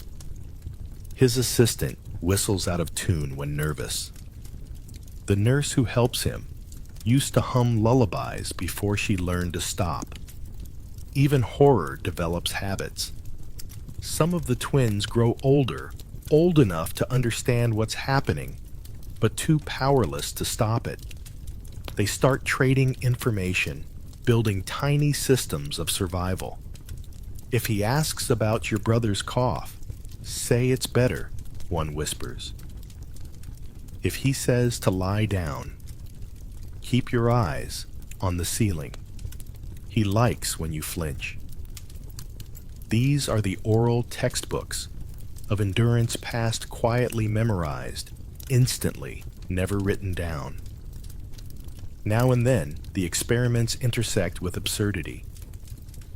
Mengele once dyed children's eyes to test pigmentation, leaving them blind for days. Another time, he tried to see if twins could be surgically joined, creating a living proof of genetic connection. The operations failed, of course, because the goal was never life. It was spectacle. The victims became examples, and the results were stored neatly in binders. There's a story of one boy who woke up after surgery, saw his twin beside him, and whispered, "At least we're together." The nurses never forgot that. If you step back from the horror, you start noticing its modern echoes. Think about how even today, data can be gathered without consent, how people can become cases rather than humans. The tools change, but the arrogance looks familiar. The lesson from these barracks isn't just about the past. It's a caution about curiosity without conscience. Every so often, a real doctor, a prisoner, forced to assist, tries to mitigate the damage. They adjust doses, swap samples, fake results to slow the pace. One woman doctor, Miklos Niisli, recorded his guilt, later saying that every life saved felt like a crime against another. You understand that contradiction because you've been living in one hope, as rebellion, compliance, as camouflage.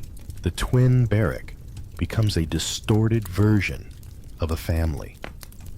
The children call each other by nicknames, play games with pebbles, whisper bedtime stories about the outside world. They know the odds, but they cling to structure. A girl named Eva once taught others how to count stars through the slits in the roof, pretending each flicker was a safe night earned. Decades later, she would survive, testify, and even forgive Mengele, not because he deserved it, but because she refused to let him own the rest of her life. Do you think forgiveness like that is possible?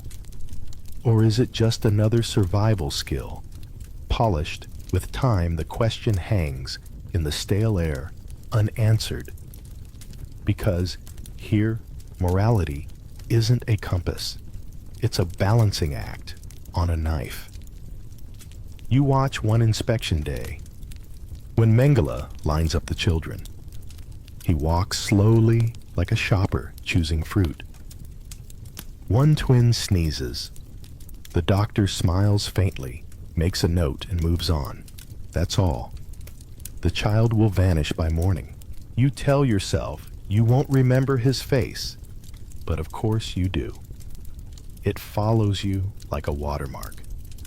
And yet somehow, laughter still sneaks in, faint but defiant. One twin, a boy, about 8, cracks a joke about the doctor's mustache being smaller than his microscope. The others giggle, and for a split second, the lab turns into a playground. Mengele pretends not to hear. Maybe he doesn't understand that humor is their last rebellion, a small declaration that they are still children, not data points. The twin learns something crucial.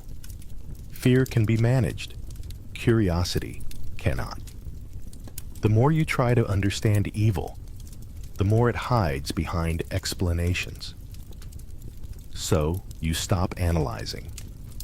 You start observing instead, quietly.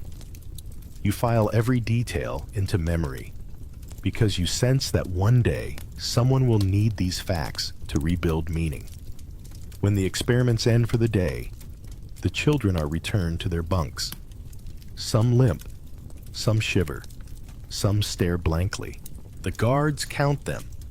Miscount, recount. Paperwork insists everything is orderly, that numbers match, that progress is being made. Meanwhile, you know progress died The moment compassion was replaced by measurement. And still, every night, the twins whisper each other's names before sleep. Not as prayer, there's no religion left here, but as proof that they're both still real. That someone somewhere might remember them not as pair 77A and 77B, but as Anna and Maria, or Joseph and Laszlo.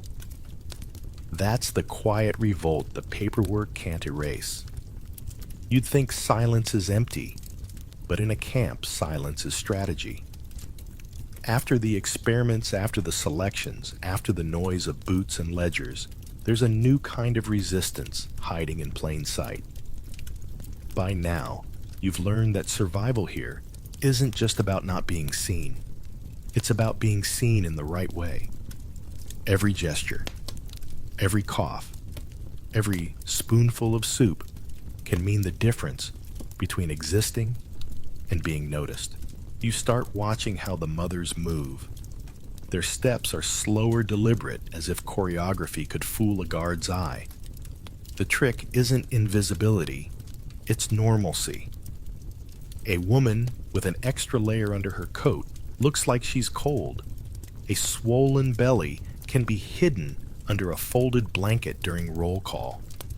The key is rhythm move too fast and you attract attention. Too slow and you look suspicious. It's like a dance where the music keeps changing tempo and the wrong beat can cost you your life. In some blocks, sympathetic prisoners help smuggle newborns into labor details where inspections are less strict. The women call it going for laundry, though no one believes that anymore. A tin bucket, a few rags of baby tucked beneath them. It's improvisation as motherhood. And you watching from a distance realize that this isn't just survival. It's choreography learned under duress. The smallest routines, washing, folding, scrubbing, become camouflage. There's one story everyone whispers about a woman named Anka, a Czech prisoner who gave birth while working in the munitions factory. She hid her pregnancy under oversized clothes and carried her child past the guards in a toolbox. When liberation came months later, she was still alive, baby in arms. Her story would sound like a fairy tale if you didn't know how much luck and cunning it required. But here, luck is just preparation, meeting a distracted guard. The danger isn't only from soldiers. There are informants, two prisoners, desperate for favors, trading secrets for soup or safety. You learn to scan faces the way others scan skies for weather. Some look away out of kindness.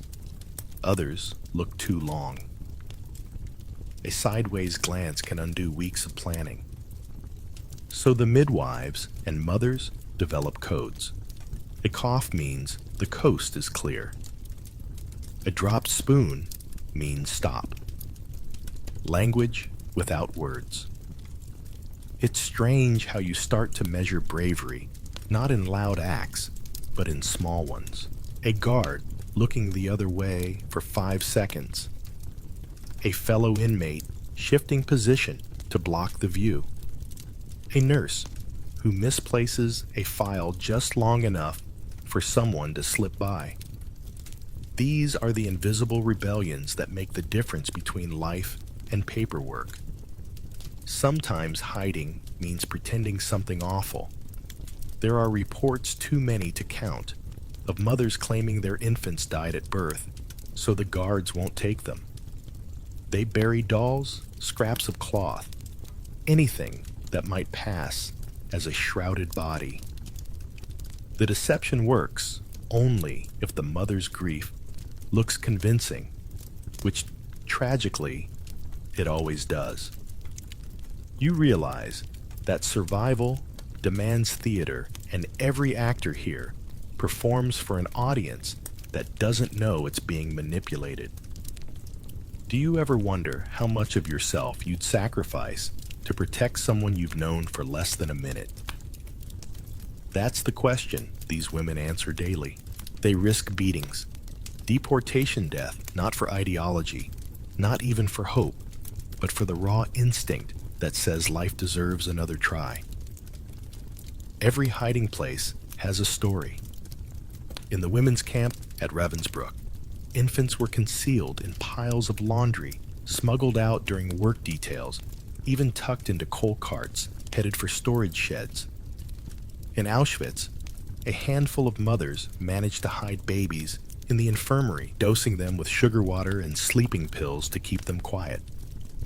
One midwife reportedly taught mothers how to pinch a nerve in the child's shoulder to lull them into stillness, a cruel trick that worked too well.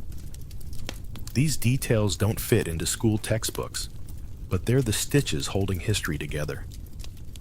You begin to understand that sound, specifically, the absence of sound, is its own currency. A crying infant could expose dozens so everyone learns to improvise lullabies that double as cover noise. Women cough in rhythm. Scrape bowls stomp slightly louder near bunks hiding a baby. It's a strange kind of symphony. Every noise calculated, every silence meaningful. Sometimes the hiding fails. The cry comes at the wrong time, or a search happens unexpectedly, or someone slips. When discovery arrives, it's swift, mechanical, impersonal. But what amazes you isn't the brutality, it's what happens afterward. The next day, someone else tries again. There's no pause, no meeting to decide whether it's worth it. Life insists on repetition. In your quieter moments, you start comparing all this to the modern world. Imagine living in a city apartment with paper-thin walls and an overzealous landlord. You whisper to avoid trouble. You hide your valuables. You memorize your neighbor's footsteps. Now, replace the landlord with an empire obsessed with purity, and the stakes become cosmic. Still, the human behavior, the calculation, the timing, the will to adapt feels eerily familiar. Maybe survival, in any century, runs on the same basic algorithm. Learn, hide, repeat. There's humor, too dark and necessary. A prisoner once joked that the guards' dogs were better fed than the officers themselves. Another quipped that the laundry never lost a sock because someone was always watching.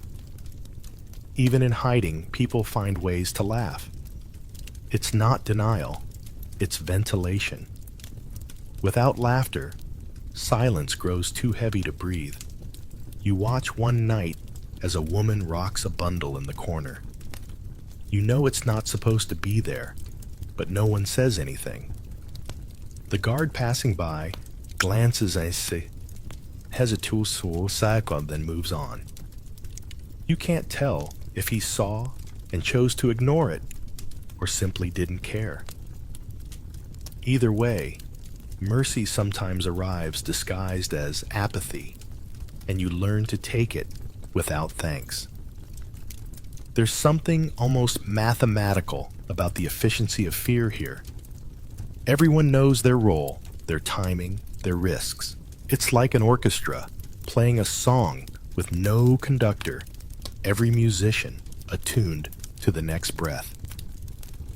You think about that often, the precision required just to stay alive. The way terror shapes routine into ritual. And yet through it all, something stubborn grows.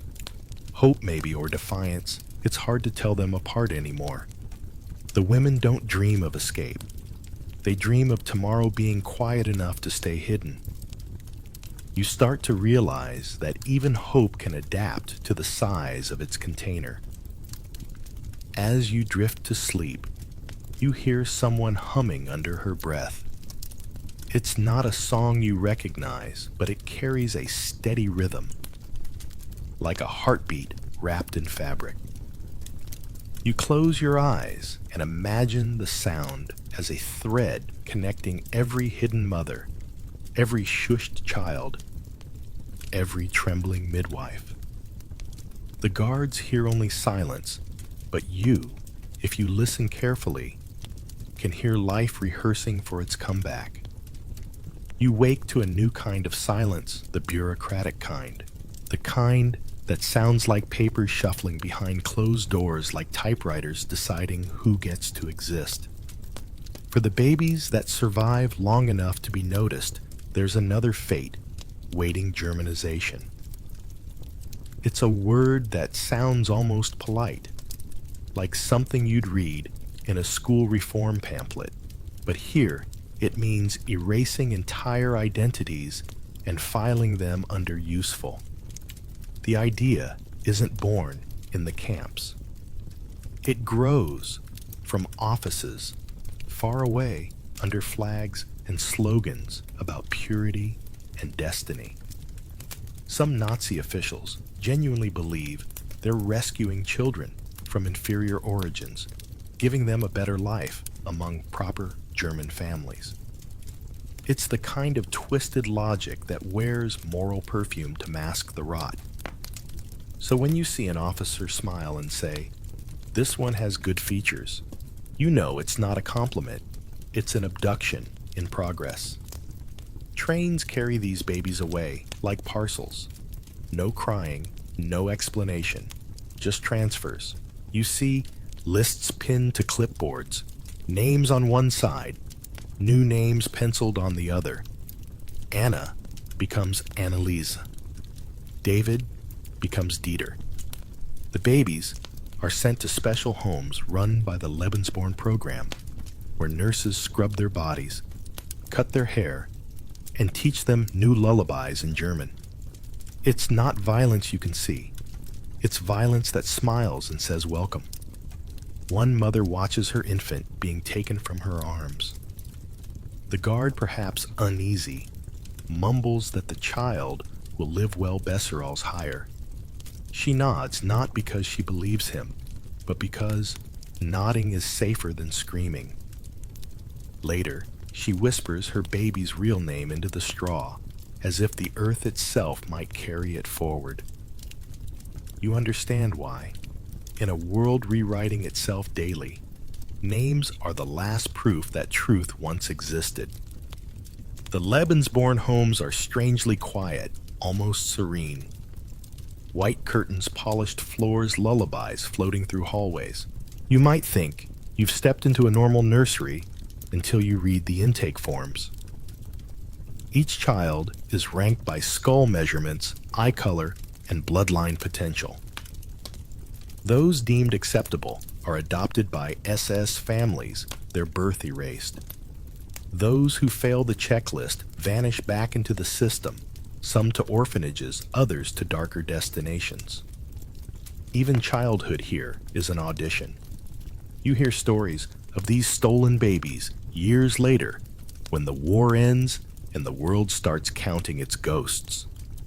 A woman in Norway recognizes her son's birthmark in a German newspaper photo.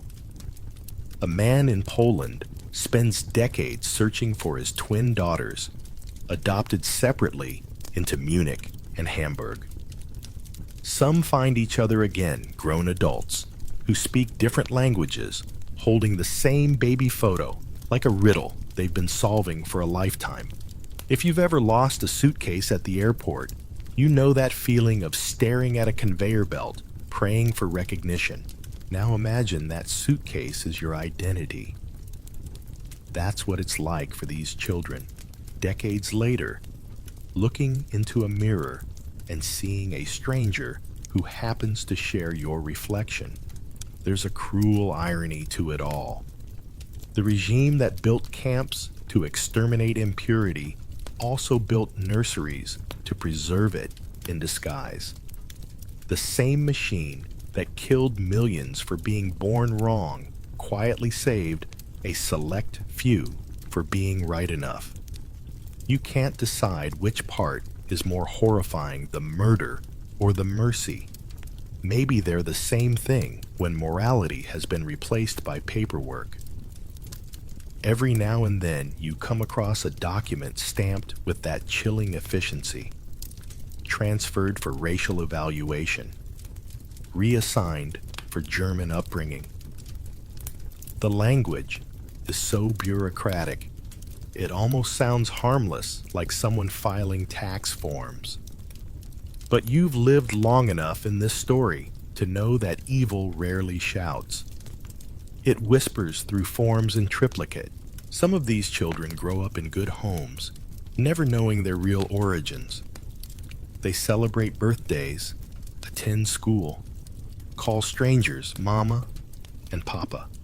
They live the lives their real parents dreamed of, only under false skies. Then one day, decades later, they open a letter or hear a name and their world fractures.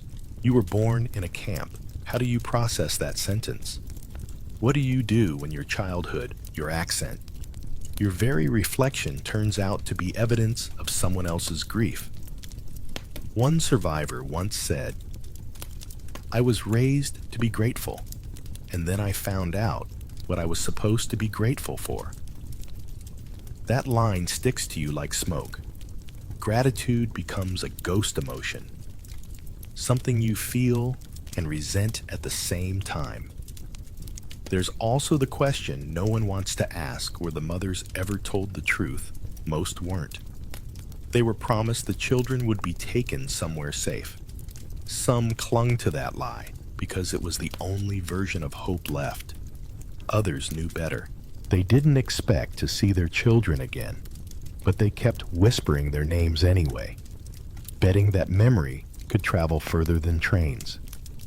You imagine one of those children, years later grown middle-aged, standing at a reunion event, surrounded by others like him. He speaks fluent German, maybe a bit of English. He doesn't remember his mother's face, but sometimes he dreams of straw and lullabies in a language he can't identify. Someone tells him it was Polish. He nods politely, as if that detail fits into a puzzle he stopped trying to solve. But later that night, he can't sleep. He hums that same tune, and it makes him cry without knowing why.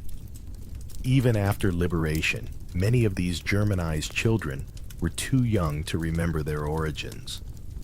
Reuniting them with surviving relatives became a detective story that lasted decades.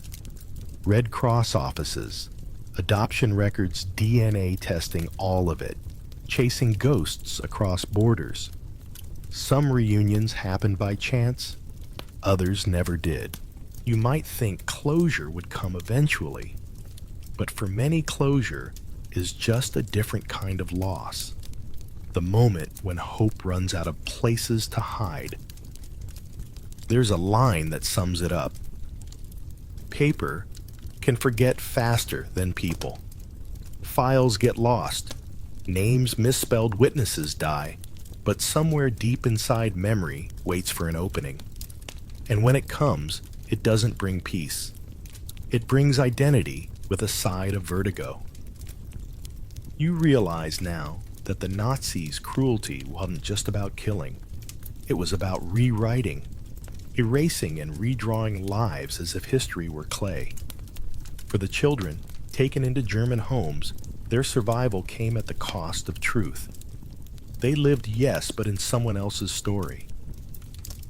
The next time you hear a lullaby in German soft and sweet, you might wonder where it was first sung. Was it in a nursery in Munich? Or in a barrack at Ravensbrück? Was it written in love or in the language of forgetting? Either way, it belongs to both worlds now. The world that stole and the world that still remembers. The gates swing open, and for the first time in years, no one shouts. No whistles, no dogs, no orders. Just wind. It doesn't sound like freedom, yet. It sounds like confusion. You stand at the edge of liberation, where hope arrives, limping unsure what to do with itself. The war is ending. The camps are being emptied. And everyone is asking the same question in 100 languages: what now? You expect cheers, but what you get instead is silence. Liberation isn't a parade. It's a slow unraveling. The soldiers who arrive: Soviets in the East, Americans, and British in the West bring bread, cigarettes, medicine, but not answers. No one has a manual for how to restart life after being reduced to a number. For the mothers still clutching their newborns, it's even harder. The war might be over, but the babies are still hungry, sick, and unregistered. You walk through the barracks and see scenes that look like parables of exhaustion. A woman rocking an infant wrapped in rags, unsure if she should cry from relief or fear. A child old enough to stand, but too weak to walk. A soldier holding a baby as if it were dynamite, terrified of breaking something fragile and holy at once. These are the first hours of peace, and they don't look peaceful at all. Liberation brings chaos. Supplies arrive, but organization lags. Medical units do their best, but they're overwhelmed. Many mothers are too malnourished to produce milk, and powdered formula is a luxury no one's thought to bring. So soldiers share their rations: condensed milk, canned soup, stirred into whatever water isn't contaminated. Babies cry at the taste, but drink anyway. The human body, like history, adapts faster than morality does. Some of the infants are found alone. Their mothers died days or hours before help arrived.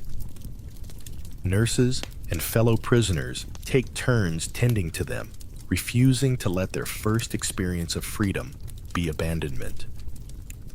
One woman ties a ribbon around each child's wrist, a makeshift identification tag. She says, so they don't disappear again. You watch her handwriting shake, and you realize that even hope requires good penmanship. The liberators, stunned by what they find, begin documenting everything. Photographers capture rows of cots, skeletal survivors, nurses improvising care. These pictures will one day end up in history books labeled recovery. But you know better. They're not recovery. They're triage on a moral wound that will never fully close. There's a scene you'll never forget.